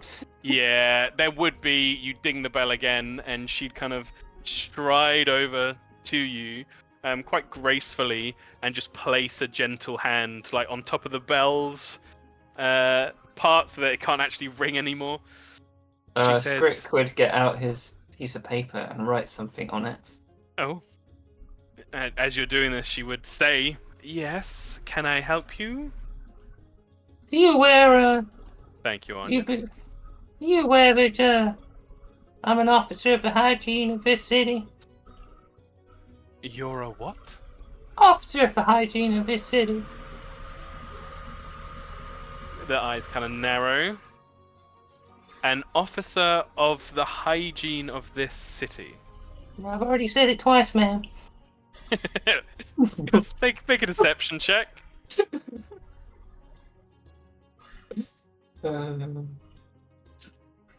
Deception. Can I? Is there a way I can help with this check? By kind of just standing as the muscle, while the side just looking intimidating. So not necessarily trying to like reinforce the fact that he's correct, like training the truth, but more just like don't question it kind of vibes. Yeah, absolutely. That would be an aid, and you would use the intimidation skill to do it. Got a DC in mind? Okay. And Skrick, if you want to re-roll that, you can. No. Okay. And Celia, if you want to re-roll that, you can, but you got to spend your hero point. No, I'm good. Oh yeah, I'll use a hero point. Oh, okay. So, Celia trying to look intimidating, but it's not having too much of an impact. She's just holding her breath, and then it's like making her go red in the face, and then with all the bruises, it's just kind of like she's just like. No. And anyone looking at you sees there's an ape in a cage behind you making the same facial expression, just like. I'm also imagining she looks a bit like she's having some kind of like anaphylactic reaction.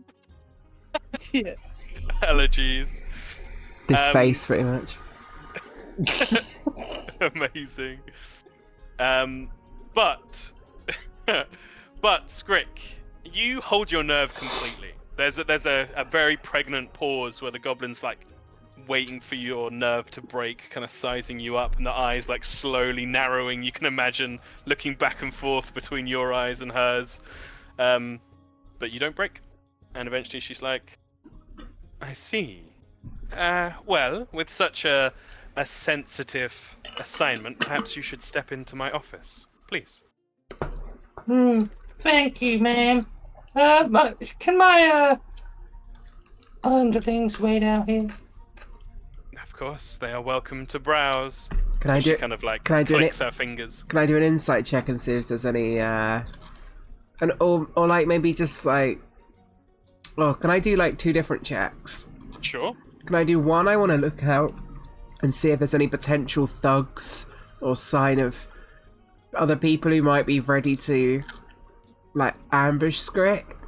Absolutely. And then also I want to do an insight check to see if she's like seems shady at all, like more than trying to like if she's like trying to like get him into a trap kind of vibes. Very cool. Yep. Perception modifier, please. I've rolled both checks. 7. 7. You don't see any thugs. This place is quite busy though, and you think maybe there could quite easily be places that you couldn't see.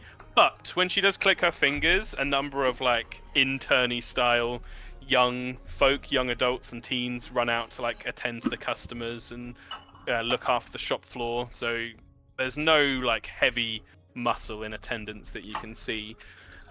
With your sense of her body language, she looks like a cool customer. You don't get a sense of any immediate threat, and it doesn't sound like she's lying or leading Skrick along. But it definitely seems like she's kind of playing her cards close to her chest. But that might be because Skrick's told her that he's a hygiene officer of Sea Spray. True. I think she's still going to be a bit like keeping like a close eye on things and a hand pretty close to her sword. Yeah, you notice that as she leads Skrick around behind the kind of bar, if you like.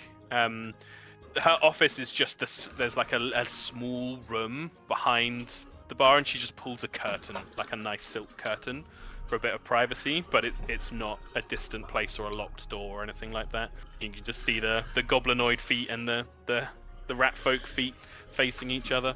Okay. Underneath the curtain. That's somewhat more reassuring than a private room. But yeah, Skrick, you are led back behind. The curtain is pulled, and Kit kind of gestures to a stool just behind you, and she herself sits down next to a little writing desk that had been fastened to the wall. She says, "So, what brings you here, Mr. Yeah, my name's Detritus. I'm from out of town, but I've been recently hired by the city and been working with the Mar Fishery to set up an experimental hygiene initiative in the city." See? Well, congratulations. But I'm not sure what this has to do with my store. As an esteemed establishment as yourself, one that carries exotic animals, the city's concerned about the exotic excrement and waste they may produce. That is understandable, but I can assure you that we deal with the waste as it should be. I know Sea Spray has a reputation for littering the streets, but we could not do this with our animals. It would drive the customers away, as I'm sure you'd understand. So I have my staff run the boxes of the stuff out to the farmland to be used as fertilizer. Now, see, that's the problem that the town council has, that you're privately profiteering off the excrement, whereas it should be taxed by city officials, which is a new ordinance that we're going to be bringing in. So we're going to have our own inspectors check the excrement. Will you be willing to do that, or set up a meeting to discuss it? You see, she's kind of her brow kind of furrows, and she's struggling with this knowledge. She just says, well, we would want to comply with. You say you are hired by the city, the Mar Baroness, or? Well, I'm working in conjunction with the Mar Fishery. They've gallantly accepted to be an experimental. Oh, God. Is he starting to discombobulate? An experimental setup. Everything in right in there, Big D? it's fine. Who's the person that he set the meeting up with that he hasn't had yet? Abaris Usani. Yes, we're setting up a joint commission with Abaris Susani. Oh, her eyes gonna open at that. Ah, the steward, of course. Yes, the hardborn home would, of course, be fully ready to do what it needs to do to pass this inspection with flying colours, as I'm sure we will. She kind of smiles Perfect. behind the veil. Now, don't get me wrong, but do you have a boss here that's above you? Because it'd be good to talk to them about this little issue. Just so we make all the businesses, just so they're all down with it. I have full authority here in the store. It is owned by Omega Hardborn, hence the name. But it is myself that everything runs through. I deal with the animals coming in, the animals going out. We do a lot of trade, as I'm sure you can imagine. Everything is kept in the books here. And she kind of pats a set of ledgers. I have to request that I can have a little look at those ledgers sometime in the future, if that is all right with you. Yes, of course. She kind of takes the top of the pile ledger. These are our most recent recordings. Takes it, looks at it, and she's like, Very nice, very nice. puts it in his bag. So it's Mega Hardborn. Well, I'm new to the city, and coming down from the north, it's all a bit discombobulating. You got any other interests in the city that I might need to check out for waste management and such? Some of our animals are rescued. That would be a long list of contacts, but our main influx of animals comes through a man by the name of Sartris Valin. He runs an animal procurement company. Is that the guy we shut down? That is Yeah. the guy you're on the lookout for. Okay. Yeah. I see. He visits rarely. Well, a representative of his visits 3 times a week. Sometimes he makes the visit himself, but I can make sure that the next visit would be later today, in fact, but it is likely to be a representative rather than the man himself. Is that useful to you? That's very useful, and I could talk to this representative about contacting Mr. Varlin. Seeing as they're being imported to the city, there's probably some jurisdiction we need to go through just to make sure it's all legal, Of course. Waste management style. Not yes, any acquisition, that's a whole other department. It's very entrepreneurial of you, Mr. Detritus. I admire such a spirit of custom and public service. We waste management. Yes, you absolutely can take a hero point, Kieran. I have been waiting for someone to take up the gauntlet on managing the waste in the city. It is unbearable at times, so I applaud you, Mr. Detritus. We've all seen those seagulls down by the my fishery. They're quite disgusting, and well, maybe that's a problem will soon be sorted out by my team. The size they are getting to, I dare say they could carry your eye off soon if they really wanted to. Have you ever thought about selling them in here and exporting them? Because that's some real big seagulls you got down there. Capturing them would be something else entirely. I'm not sure it's worth the effort. Remember, you need demand to make a sale, Mr. Detritus. Or she kind of leans forward a bit. Can I call you D. Yeah, you can call me D. Well, D, I appreciate the thought, but for me, the seagull's probably not worth it. We deal with rare and exotic creatures here. It is our speciality. Well, I look forward to working with you. Of course, if the meetings take place at closing time, around about dusk. If you come back round then, may I be entirely candid with you, D? Of course, you may. You are. This is hygiene issues, after all. You are a thoroughly charming individual, but and she kind of like winces slightly. I don't know if it is simply the nature of your profession and you do not wish to soil fancier clothes, but I think perhaps you would be taken immediately a little more seriously if you were to dress to impress, as people say. Well, you know what they say, shit by name, shit by nature, and that's how I dress too, so I gotta live up to my line of work. But I will take the suggestion in hand. If you she kind of laughs good-heartedly. But if you go to the 4th floor flourish, say that Hick sent you. I have a running tab with them. They would get you sorted out immediately. Oh, well.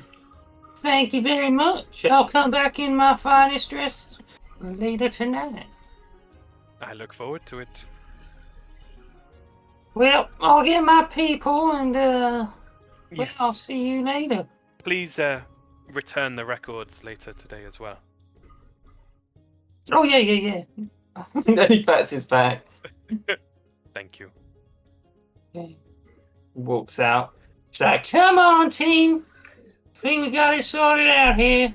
Celia's gonna go up to Scrick and just sort of like start doing the thing where like post game where you start sort of massaging the shoulders like, you fucking nailed that. Yeah, that's what happens when I talk about hygiene, you know? Yeah, no kidding. I started to think that you are actually a hygiene officer in a past life or something. Wait, I'm not? I mean, you might be. Right, please outside. Yeah, she's like doing this Yeah. quietly as they sort of get outside. Outside, yeah. Yeah, you head back out into the busy street. Oh, well, that was Is it? really interesting. Great. Do we have a meeting with him? What time? When? We got a meeting at dusk. Okay. Apparently we're sending a contact, but if I go in, you can stalk him leaving, see where they go or something. Oh. It's only with a representative though. What do we do? Or maybe he'll report back to Searcher Sterling and then we can stalk him back. It's a good idea. Maybe. I'll try not to screw up. Try to steal that deal as well. I think a fancier suit's a good idea though. Yeah, I better go do that. I better do that before I go to that actual meeting where I could become a hygiene officer. Yeah, that's probably a good idea. I'm gonna go talk to that new hired muscle, see if we can get them to help us out for this evening. Just in case. Be useful to have some extra hands. That's a good idea. Yeah. Okay. Well, let's go pick something out for you, Screek. This is kind of fun. Would you want to wear a suit or just slightly higher? Yeah, she just talks to you about it on the way to the shop, I guess. I want a tricorn hat. Oh, I think that would suit you. So, as you walk down towards the 4th floor flourish, the clothes shop with Kick Trin's recommendation, a number of urchins, one of which you recognize as Fruity, begins to pelt Scrick and Celia with some rotten food and bits of fish that they've clearly run off to get in particular, and are just jeering at you, just like, losers! How do you respond? That's not very nice. The Hygiene Commission will hear of this. I can guarantee that because it's me! Celia's just gonna pick up one of the harder bits of rotten fruit and just try and lob it at Fruity's head. Oh, go on, make an attack roll. Okay. Won't have any fruit to throw soon. It's 24. Oh, yeah. 10 damage! There's no damage, but the fruit just clocks Fruity on the head, and she goes tumbling back into the crowd. You see some of the urchins just like, and you see some drunk guy around the corner like, "Whoa, great shot!" But they don't abate. If anything, they redouble their efforts, and soon you've got like a whole group of them, almost like a snowball fight, taking cover behind walls and such, just throwing stuff at you. And you can see the commotion is starting to disturb the crowds in the street. People are kind of holding back, and some militia, Seawall militia, are standing nearby and trying to make up their mind whether they can be bothered to intervene or not. Let's just go and vacate the area.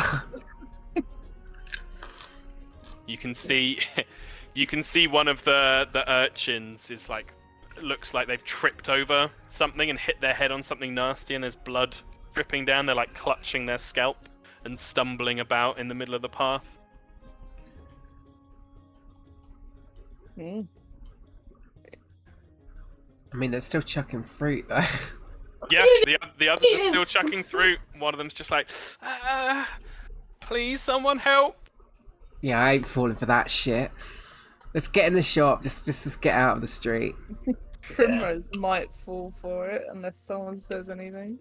If Celia saw Primrose like going towards, like, oh hell, I'm just gonna grab her by the back of the thing, like, nope. But she's hurt though. You gotta help. I don't think she's hurt. I think she's bullshitting you. He like flops to the side, like, oh, and more like red juice runs down her arm as she's clearly moving towards you, Primrose, just like, it hurts, I'm dying. She's dying, Celia. She's not dying, Prim. Get out of, come on. And Celia's gonna walk up and like pretend like, and she's not actually gonna stomp on her, but she's like gonna like threaten to do like a curb stomp on her, sort of. Yep. Like, and as you do, yeah. her arm moves completely, and she's like, ah! And you can see she like throws a tomato that she's been squeezing in her hand on her forehead off to the side. Get out of it, damn kids. Okay. As they begin to scatter, I need to do a roll. And could I have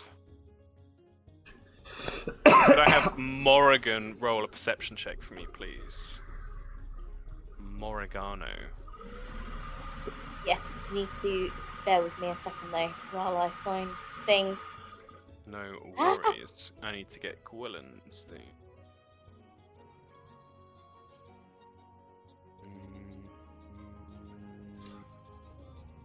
Ooh, I didn't put it in.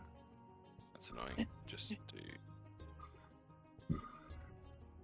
There we go. Oh no, found myself. What was it again? Sorry. Perception, please. So it'll be on the right of your character sheet. Still not used to these blooming character sheets. That's okay. Excuse me. Ugh.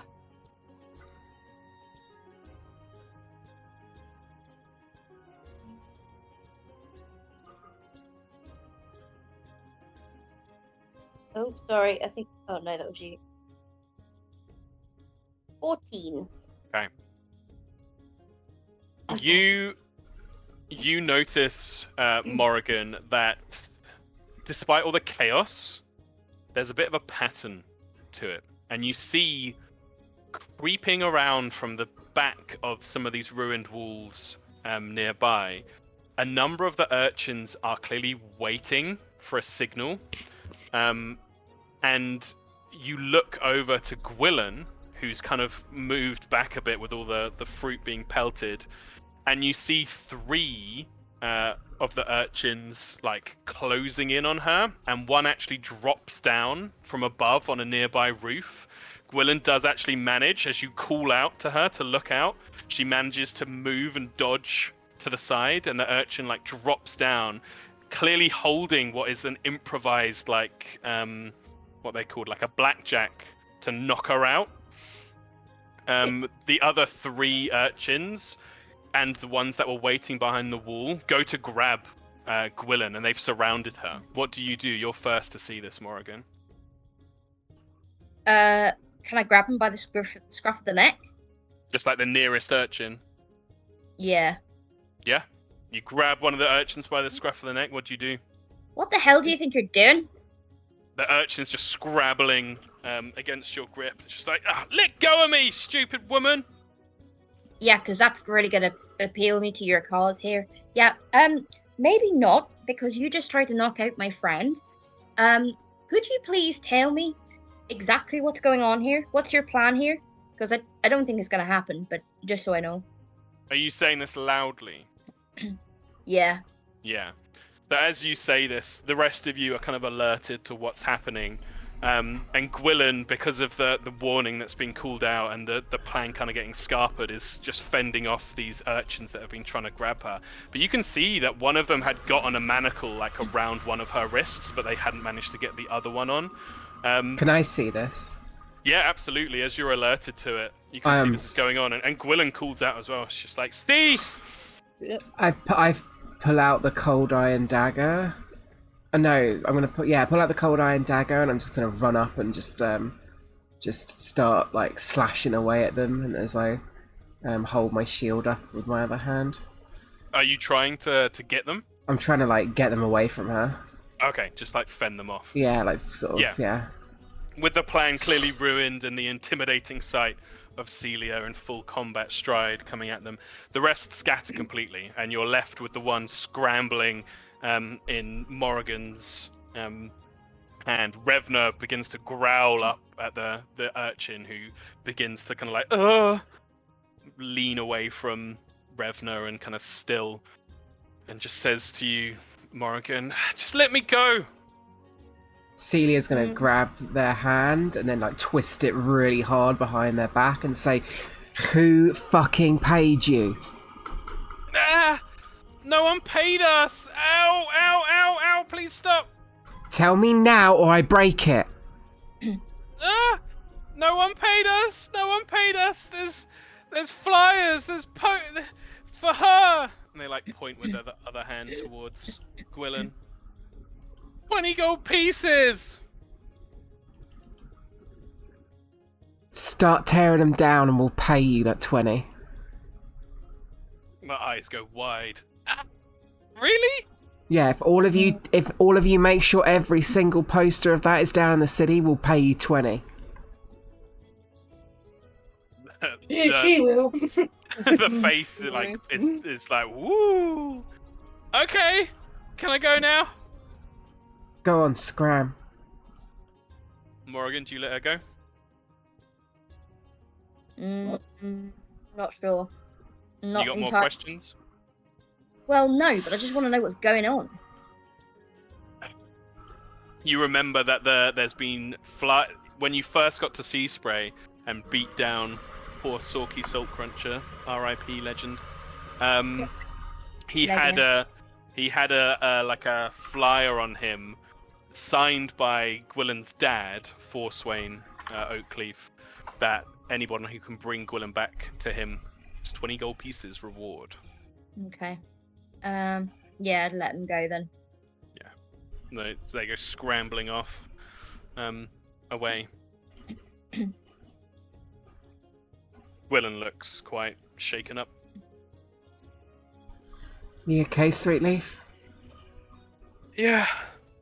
We They're need just kids. We need to What be the more hell? careful. You're coming with me, and we're gonna go find this guy. All right. We need to She just. holds up. She Yeah. holds up her wrist with the one manacle on it. She's like, "This is awkward." Celia's gonna try and break it off. Oh, wow. You can do an athletics check, yeah. Yeah. One sec. Lost my character sheet.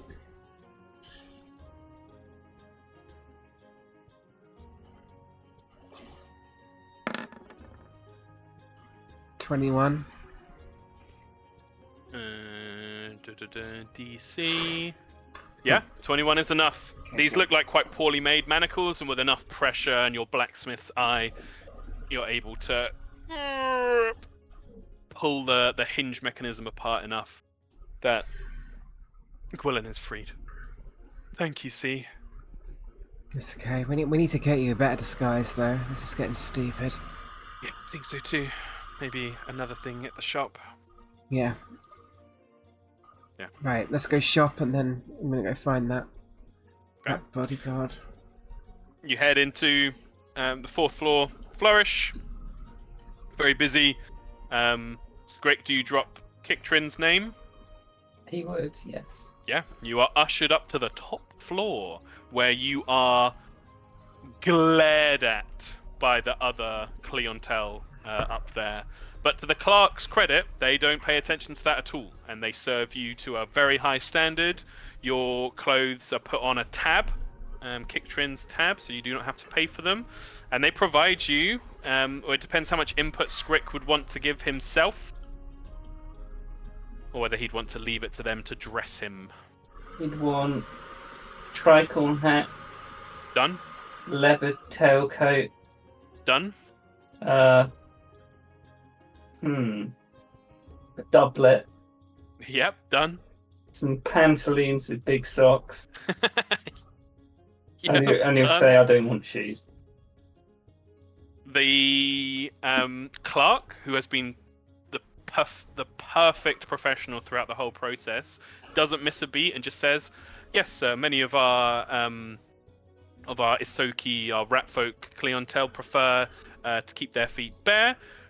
We do provide, if you wish, it's a bit of a fashion item in Crucible at the moment for rat folk, and they provide you with a set of, they're almost like ribbons that are tied around, not in a bow or anything like that, but it gives the look of almost like a Roman sandal, like a piece of fine fabric that goes around the ankle and then stops just at the top of the foot.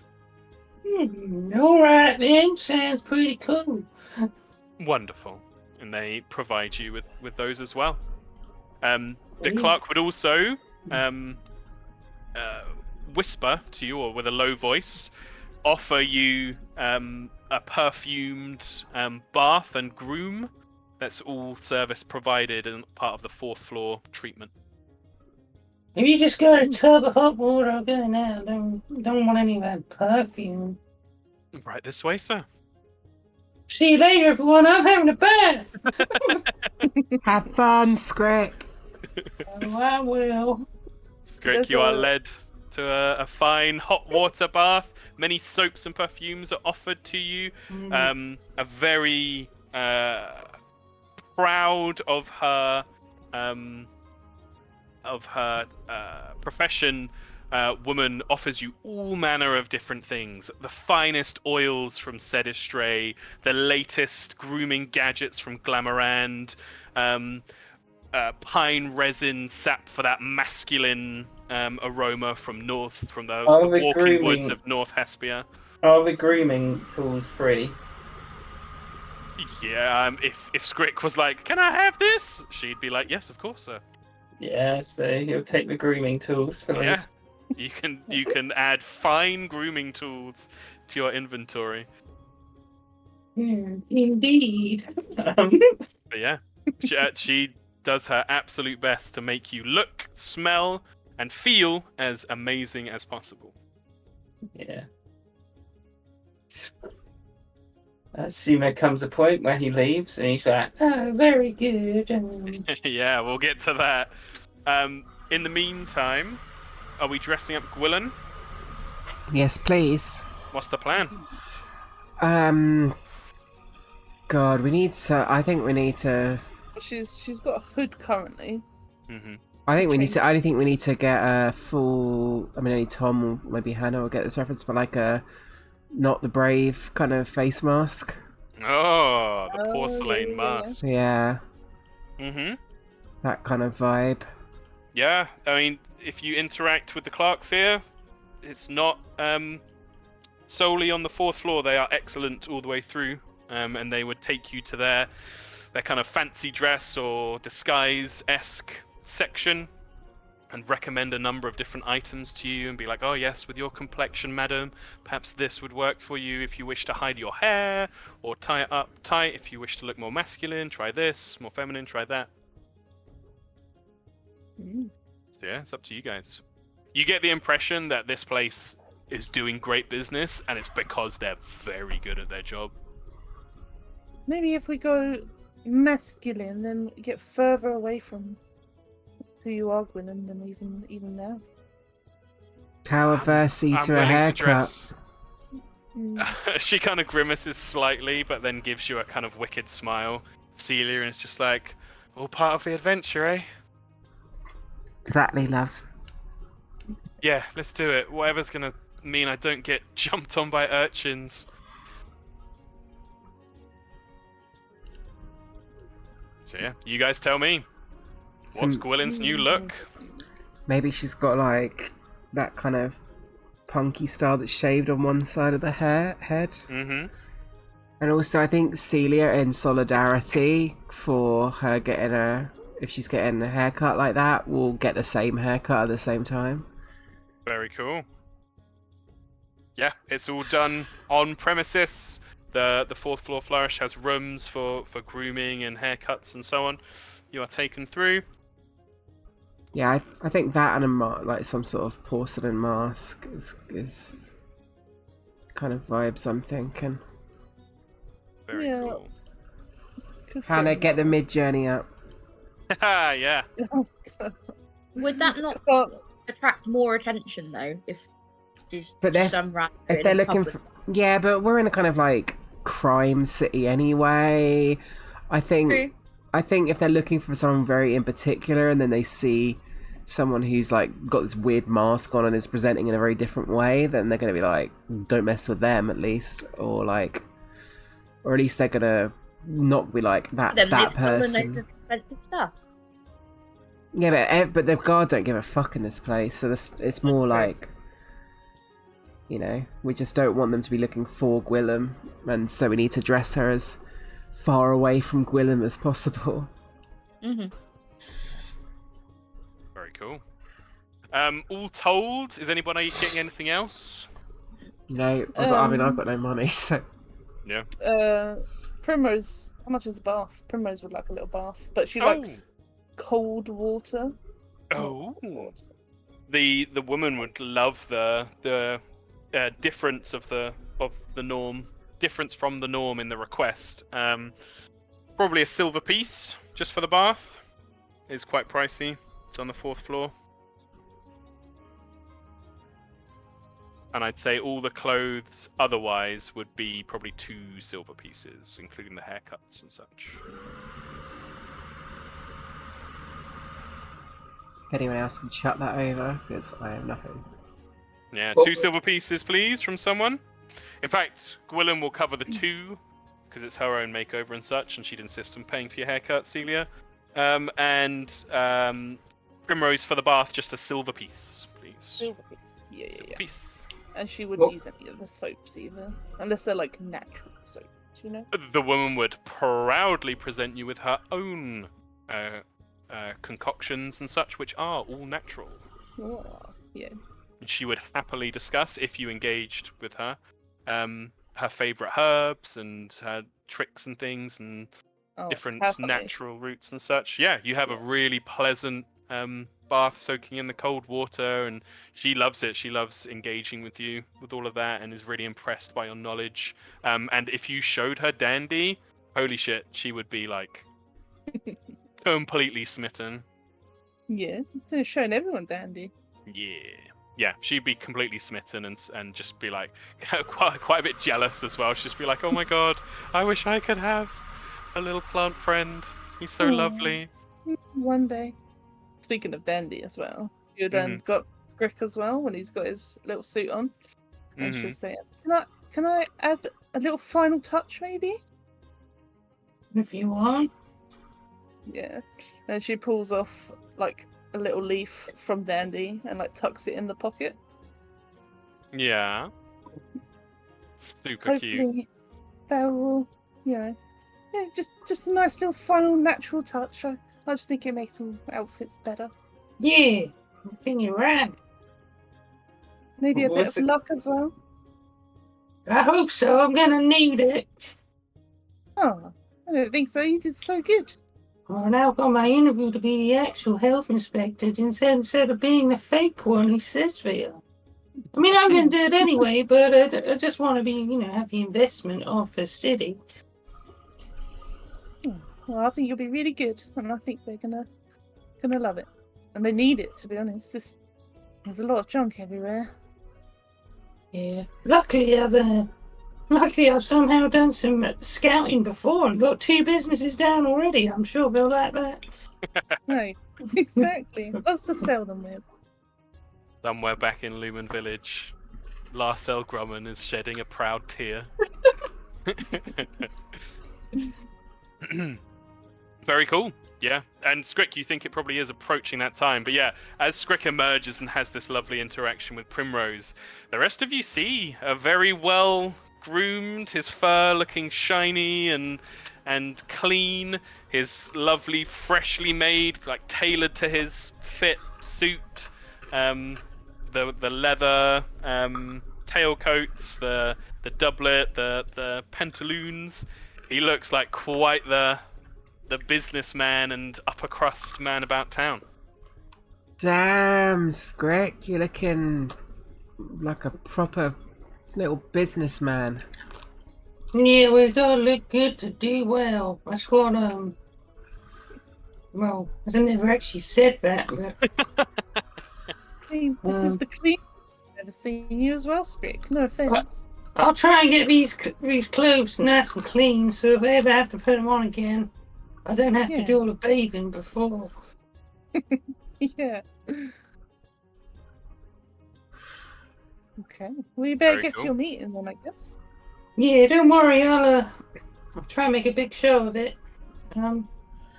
You got this. Yeah. Thank you, and I'll see if we can learn anything more at this meeting about what's his name? Sartras Varlin. That's the guy. Yeah. Well, I'll meet you back at the pub. Yeah, well, should we take up any... Well, do you not want us to back you up from a distance so we can follow him, maybe? Well, this is the town hall meeting. The other one's later. Oh, right, yeah, of course. Okay, we'll meet you back at the pub before that meeting, then. Yeah, that sounds good. Cool. You scamper away to town hall. Like... Yeah, you remember the meeting is meant to take place by the warehouse in Sailor's Berth. So you head down there. While that goes on, is there anything anyone else would be doing? Any of the other shops? Any interest? No, I'm just going to meet my Hadozi friend. Oh yes, of course. So you will be up here while Skrick is down there. Is everyone else going with Celia, or are they doing their own thing? Primrose is going to go and ask around about the ruins, I think. Whoever Okay. might know about the ruins. Yeah, is there anywhere in particular that Primrose would go? There's a lot of sea spray that you guys still haven't wandered over to. I mean, the residential areas are kind of what they are. They're where people live. There's the beaches. There's the what's its proper name? The Spirits Trail, which has devotions to all the different Kiad shore and has all these interesting stools and such, and is next to the Dark Moon Woods. So maybe that would be a good area to ask. Sounds like a good one to ask. Anywhere that looks sort of like they would know about history and things like that. Well, there's But, while yeah. you're here on the Lane of Wonders, there's the bookshop, which looks very, very well knowledgeable. Yeah. You could ask in Definitely there. if it's got some history of this place as well, that would be good. Yeah, 100%. And also she's learned a lesson, and she hides her coin purse under Dandy's soil. Oh, very good. Buried in the little soil in there. And as you do so, you see Dandy's leaves kind of edge down to cover, like, around the rim, almost like an umbrella around the pot to protect it further. Very good. Good. So Primrose to the bookshop, and then over to Spirit's Trail. Scrick and Celia to their respective meetings. Anything from Morrigan? Anything? Would you want to accompany Primrose or do your own thing? I genuinely don't really know. Probably a company Primrose. She's Yeah. she's feeling a bit kind of unsettled from the dream still, so she'd Absolutely. like follow Primrose, who is too fucking wholesome. I know, Primrose is the fucking best. Cool. We'll start with you two because this will be fairly quick.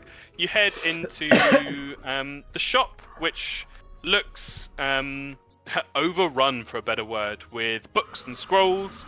It's one of the less busy shops on the Lane of Wonders. It doesn't seem to attract too much of the commerce here, but that doesn't seem to bother the owner, who looks to be a woman, feminine, elvish ancestry, a set of glasses on her nose, very sort of typical librarian look, who looks up and smiles at you as you enter, and just says, good to see you on this fine day. What can I help you with? My name's Telry Moon. How can I help? It is a fine day, isn't it? I'm Primrose. I'm just here looking for something specific, actually. You know the forest down. I can't remember what it's called. The forest. Dark the Moon forest Woods. name. The Dark Moon Woods. Indeed. Well, I was just trying to see if I could find anything out about the ruins in there. Oh, do you have any books on the matter, maybe? Or... Yes, absolutely. Please come with me. Yeah, And she leads you, and as she leads you, she tells you a little bit about the ruins. They were a subject of academic interest and excavation early in Sea Spray's history, but were swiftly kind of forgotten about as the main intent of the new town was so clearly pushing towards tourism and trade with the port there and everything. It kind of got forgotten about. So there were early excavations, and the caves and such are made from those excavations. There are some ruins on ground level on the surface, but the main ruins are actually underneath. She speaks with some authority. It's clear that she's very well read herself. She talks about how there are lots of different theories about the ruins. People think they are from before the Exodus, this great moment in Arcevian history, and that she finds it fascinating. The pre-Exodus culture has all these interesting hints and ideas about them, this attention to geometry and their architecture, and this interest in like beautiful frescoes and different scenes. She talks about how the Dark Moon Woods area is now wooded because nature's been allowed to kind of reclaim it, but some people still use it as a mausoleum and a graveyard. Even very poor folk who can't afford a mausoleum will bring the ashes of their loved ones to scatter in the Dark Moon Woods. It's where it gets its name from, because the burial tradition in Hesperia is that a loved one is burned under the site of Sina, the full moon at night, so that their spirits can go to what is to the dark side of Sina, the Dark Moon, and be at rest with their ancestors. That's why it's called the Dark Moon Woods. But yeah, she brings multiple books off the shelves and shows you a number of different tomes. But while she does so, Morrigan, you actually feel a tap in kind of the middle of your back, like someone's prodding you with a finger. Okay, probably turn around. Yeah, you turn around and you see a very bookish gentleman, a halfling dressed in a quite a nice, if not particularly fancy, black waistcoat and shirt and such. And he says, I'm very sorry to disturb you, madam. I couldn't help but notice that he kind of looks at like the clothes you wear, the fact that you have a sheathed dagger at your side and such. He says, "You look to be quite a capable individual, and if you'll forgive me, perhaps even with eternal elven ancestry." Perhaps. Yes, of course. Completely private, but I only ask in that you look quite capable, and we've had and you see he looks to the elven woman that's speaking with Primrose. He kind of looks at him and rolls her eyes. He says, "No, Telri, it's important. You see, we have a customer, an orcish gentleman by the name of Mr. Funnelcake. He's been taking books out, which is of course fine. We do a borrowing system here. We try to get everyone to read as much as possible, but well, the books haven't been coming back, and the one book that did, perhaps it's best if I show you." As he leans down to a cupboard and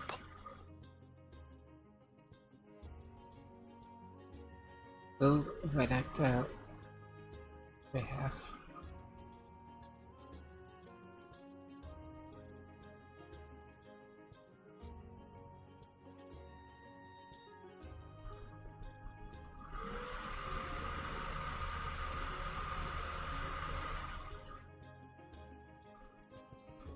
possession. Um, I wondered if you might be able to assist. We could provide you with coin. I'm not really au fait with this kind of hiring help thing, but you just look very capable. I'm sorry if I've asked you wrongly. why did you keep the book that was covered in slime? Well, I thought it might be helpful somehow to find the others. I know that he's an unusual gentleman. I think he lives.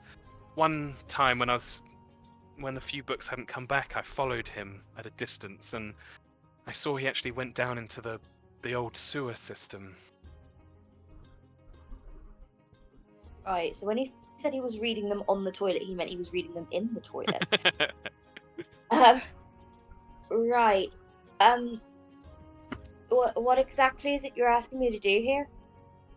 Really, we just want the books back. If you could find your way down to find Mr. Funnelcake and kindly request that the books be returned.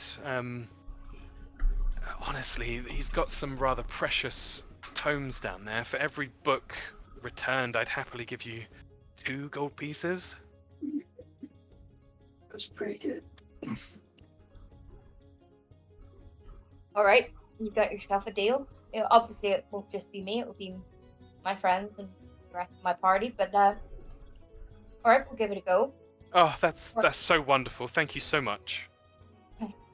So, where exactly am I going down into the sewers? Right, yes, there's a few entrances to the old sewer system. It's not really used anymore, as I'm sure you've smelt sometimes around Sea Spray, sadly. But yes, there's a number of entrances. There's one just on the edge of Saltcrest Bounty, between there and the Lane of Wonders. Really only a few hundred feet from this very store. I can point it out to you, but I know there are some others in the residential areas that you could make use of. But that first one is the one I've seen him go down into. And how am I gonna know which one is this funnel cake guy? He's quite large. Yeah, but all orcs are large. If there's more than one down there, I might not know which one he is. I'd be surprised if there was multiple orcs with books down in the sewers, but perhaps you're right. Bald, very smiley fellow, cheery, quite a particular way about him. Seems very enthusiastic and quite single-minded. He wears. He looks like I don't really know if this is even sensible to say, but he looks like he's aspiring to be something of a. You can correct me if this isn't right, Kieran, but aspiring to be something of a magical person, a man of the arcane. Aspiring. Wizard. A wizard. Right. Okay. Anyway, I very much appreciate that. I do know that. Oh yes, as he kind of like screws the top off a nearby scroll case and says, "Here, this is a sketch, a map of the old sewer system to help direct you. I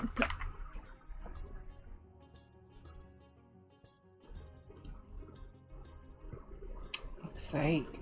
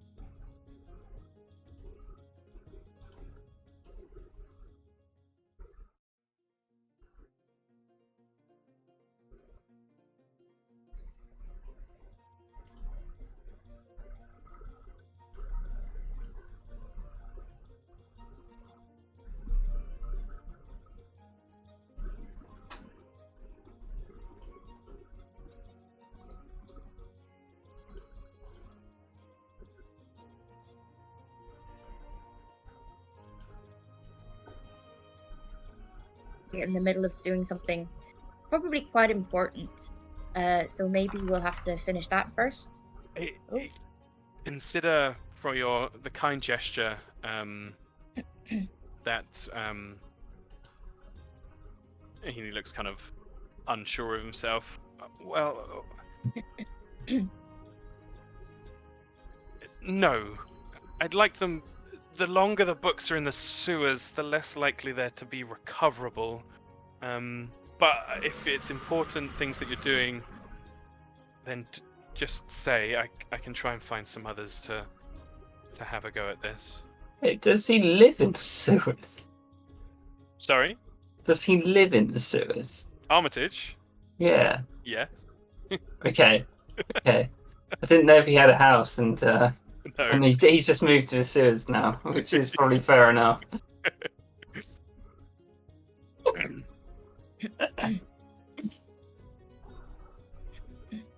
So yes, right, there's okay. no immediate. It doesn't need to happen today.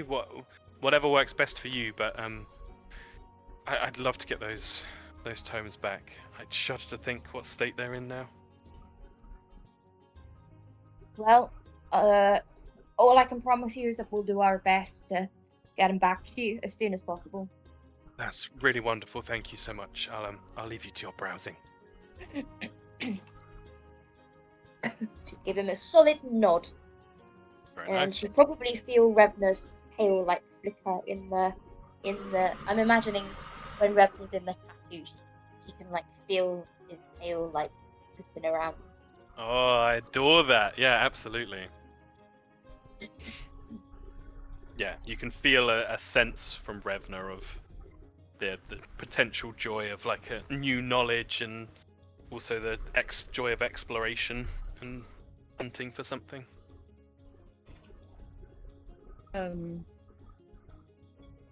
Primrose finishes talking to this woman. Yeah, absolutely. You are given an absolute info dump. I think Primrose is probably feeling a bit like, "Whoa." Yeah. This woman is a walking, talking book for all purposes. But yeah, anything Primrose asks about the ruins, she'd give you a rundown of. Would Primrose mention about the idea of people meeting there, or would Primrose leave that secret for now? Leave that because well, because the guy said they were sneaking around, so she Yeah. kind of wants to keep that a secret Yeah. for now.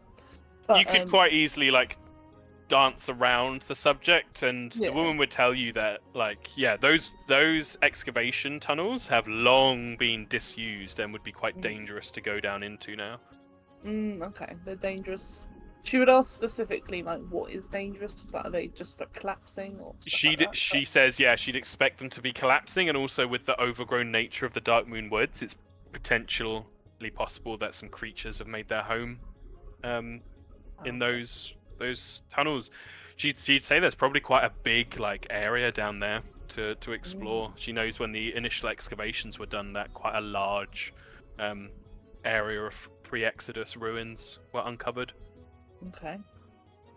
A large area. Okay. Yeah, should thank her for her knowledge and turn to Morrigan. I think she was talking to the woman, so she wouldn't have fully heard the conversation Morrigan had. Mm-hmm. But she would just ask, what did the man want, Morrigan? I heard something about a book. Yeah, it was a bit of a weird one. He was telling me that there's this orc guy called Funnel Cake who lives in the sewers, and he's borrowed all these books from the library and hasn't given them back. So I kind of promised to. Well, there was one that he gave back, but it was covered in slime. So I've kind of told him that for 2 gold pieces per book, we'd go down into the sewers and try and get the books back. Okay. I'm not entirely sure how I ended up agreeing to this.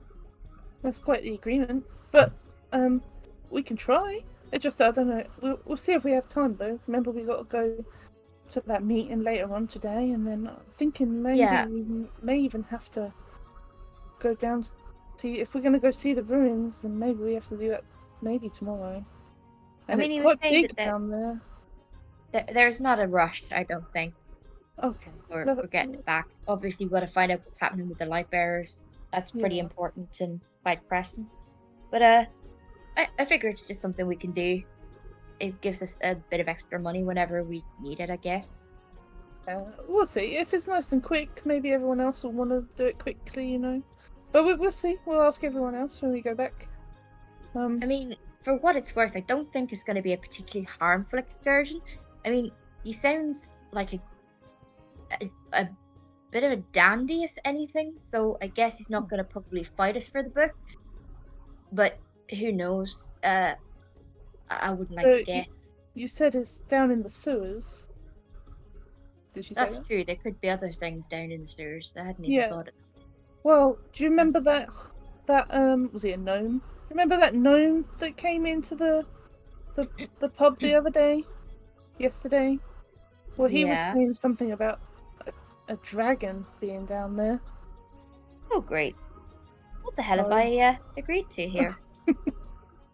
So, yeah. So we'll see. It might not be true, the dragon, but yeah, we'll see. Oh my god. What have I done? Yeah. Primrose will go and check around the stalls, the shops near the forest as well, see if she gets any more. Yeah, the Spirits Trail. Yeah. Spirits Trail. At the Spirits Trail, which is down in the southwest on the other side of the Dark Moon Woods, you see a number of clear tourists, nobility looking amongst the Kiad Shore. You see some religious folk, perhaps people who've made a pilgrimage here.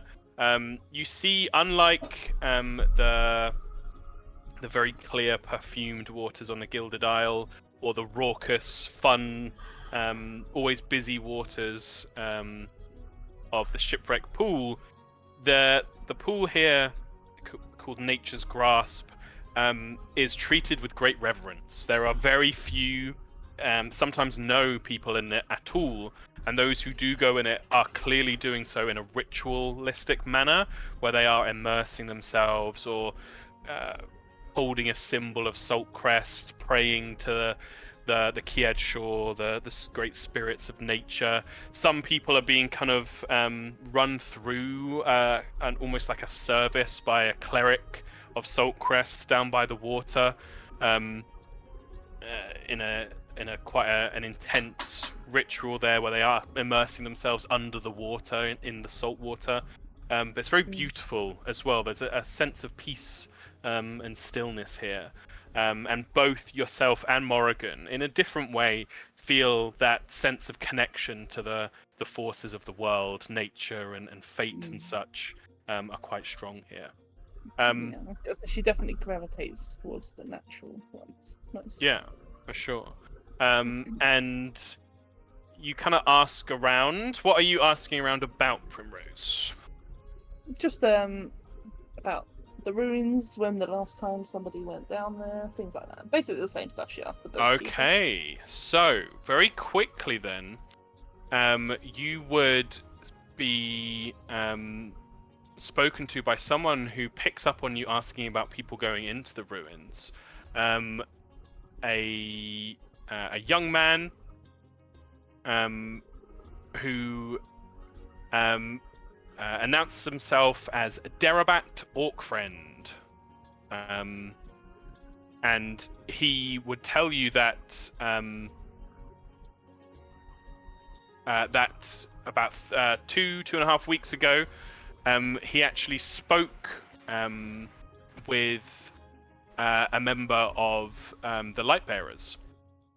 He spoke with Ritpel Seafoam, the gnomish wizard of the Lightbearers, and that they were friends. She helped guide him towards his true calling. He's training to be a cleric of Deep Flow, the Kiad Shore of the deep waters and flowing waters of the world. And she spoke to him about her concerns about one of her Lightbearer companions, Jagged Filtria, and that she'd seen Jagged Filtria looking with late at night, seen her removing some vials of dark red liquid from a bag or box that she keeps with her, and looking at them with an intensity that concerned Ritpel. And she'd asked Derabat to keep an eye out, and Derabat himself hadn't seen it happen, but he had spoken to, and during your conversation, perhaps this is where there'd be a meeting of the minds. He had spoken to Cadsworth, the Lockstone man in the Dark Moon Woods, about seeing Jagged Filtria going down underground, and he was quite concerned about what might be happening with Jagged Filtria. He hadn't seen Ritpel disturbed like this before.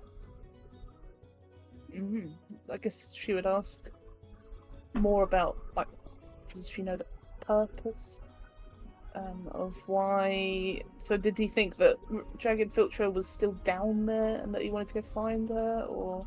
He would say no. He saw the Lightbearers leave as their full 5 from Sea Spray, whole and hearty, but that he hasn't known anyone else to go down into the ruins. Very suspicious. He knows that Cadsworth had mentioned some other folk going down, one of which is a very renowned bard, Charisse Cloudfeather, who lives on the Gilded Isle, in one of the few buildings on the Gilded Isle.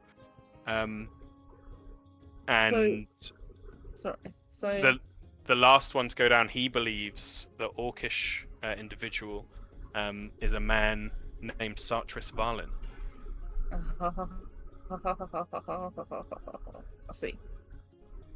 So Ritpel was going after Filtria. So Filtria was down there with these other people, and Ritpel was concerned about her being down there. Ritpel had only seen, before they even reached Sea Spray, she was talking with this guy and just saying, like, oh, I've seen her, like, looking at these vials late at night, and if I try and ask her about it, she won't talk to me and she'll just go to sleep or whatever. And then she asked Derabat, the guy you're talking to like keep an eye out, and he spoke with Cadsworth, who'd seen Jagged Filtry go down into the ruins. So Ripel hadn't seen her go down into the ruins. She Okay. just shared her worries with this guy. Right. Okay.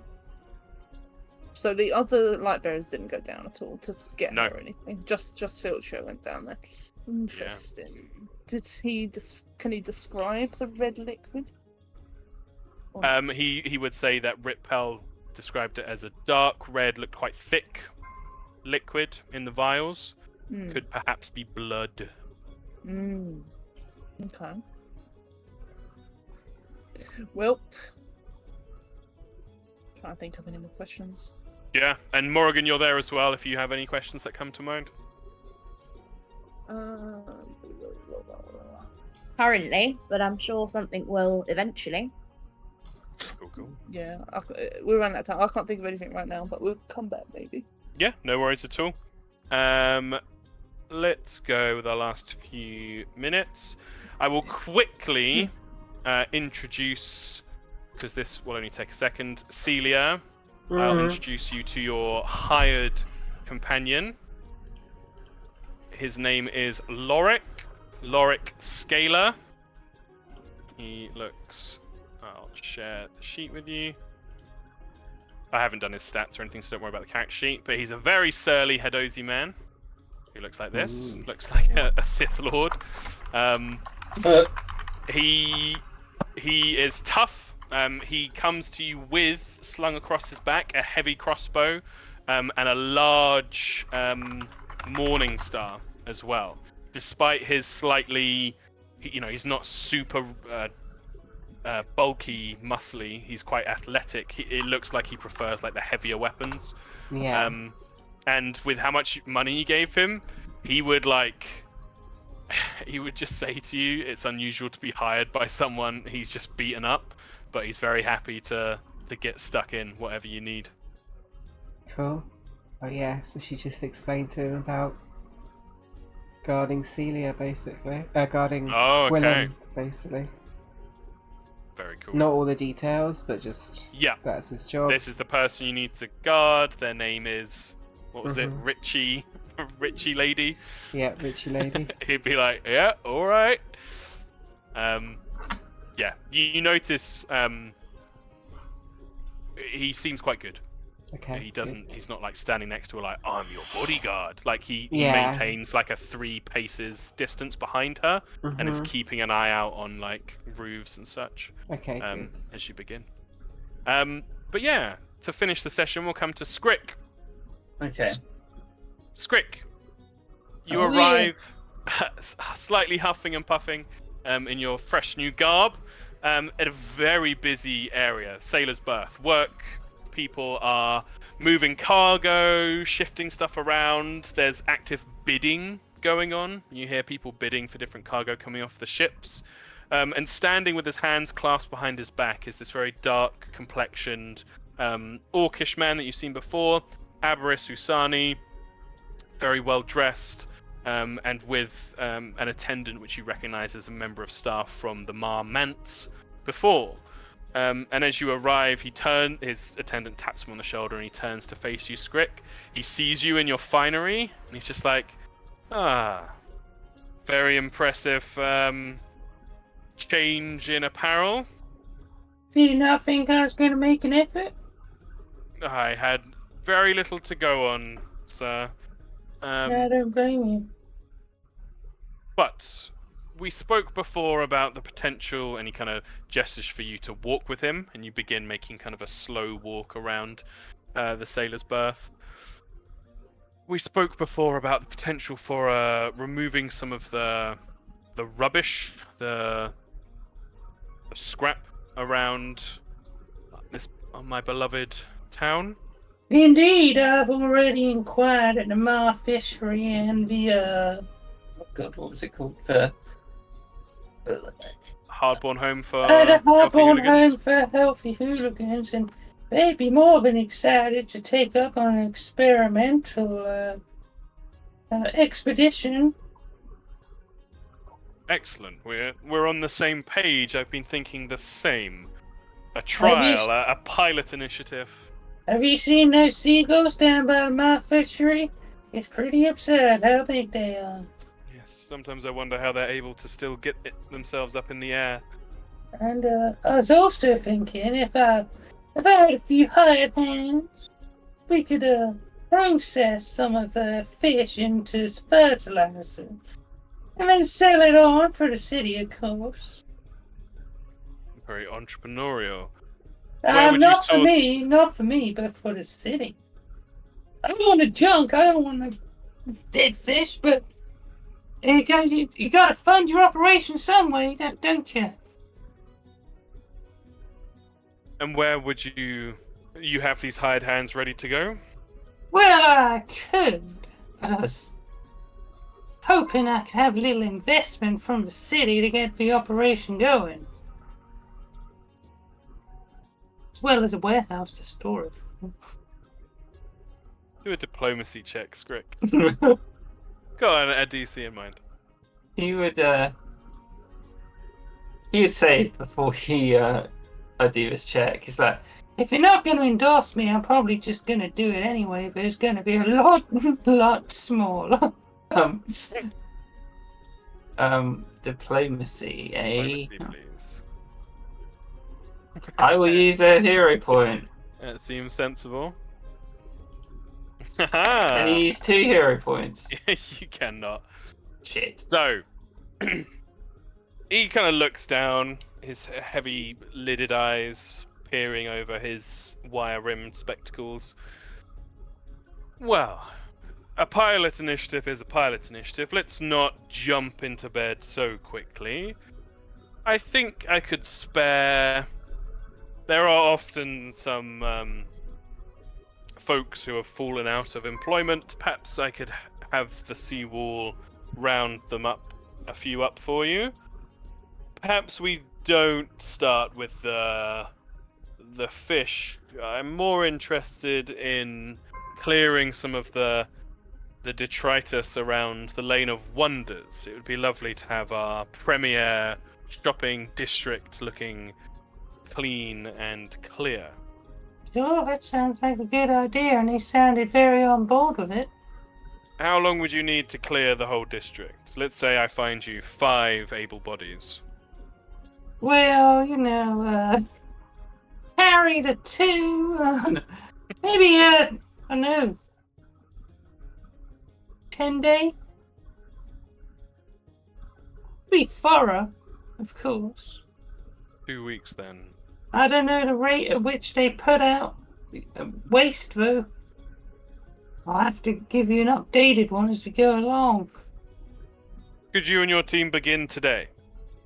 I could start today, sure. In the evening.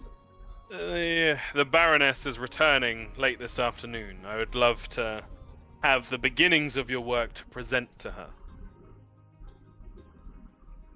How quickly can the seawall round up these guys?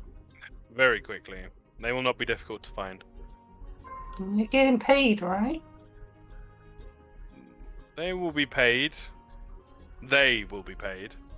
Yeah, I know. I don't mind about me. I'm just saying about them. Don't want them to do it for nothing, but They'll be paid a reasonable rate. all right. Well, if you send them to this, actually, that's probably not a good idea. You send them to the. Oh, he doesn't want to send to the pub because then he'll just stay at the pub. Send them to the pub. The Salty Knucklebone. That's it. That's the one. That's where I Alright. got my belongings. My last request is that you have some form of identifying factor, tabard or a sign to wear so that the militia know not to move yourself or your workers along whilst you're going about your business. Mm-hmm. Did you have any ideas? I thought about maybe a grey tablet with a seagull on it. I see. Well, I'll leave that up to you. Yeah, okay. and Then. He waves his attendant over. Here's for simple tabard. This should suffice, and he gives you a single gold piece. The lowest floor of the 4th floor flourish, I'm sure we'll be able to provide. That's mighty fine. We'll see what we can do with this this shopping district. Then, do you have anywhere for us to store the more valuable junk? Yes, your warehouse. I've spoken with the foreman here. The warehouse here is a definite no-go, but there is an older warehouse just across the water, and he'd point over to this warehouse, which currently is being used to store old overalls that they wear at the Mar Fishery. The place is has quite the odor, but if you're willing to shift the boxes around, I believe there's still a fair amount of space inside for your use. Well, I think that'd be mighty fine. Of course. Well, what was your name again?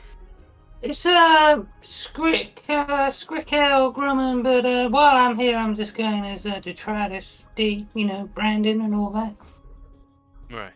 Perhaps the tabard should have a D on them then. Yeah, that's a great idea, man. You should be doing this job instead of me. But yeah, let's do that. Right. I mean, I will do that. He smiles at him. Very good. Well, I won't take up any more of your time. Preparations must be made for the Baroness's triumphant return. I better get to work. See you later. Good day. And then he scampers off, running back to the pub. Very And then good. back to the tailors, I guess. Yeah. All right. With that, we'll leave it there tonight and bring our session to a close.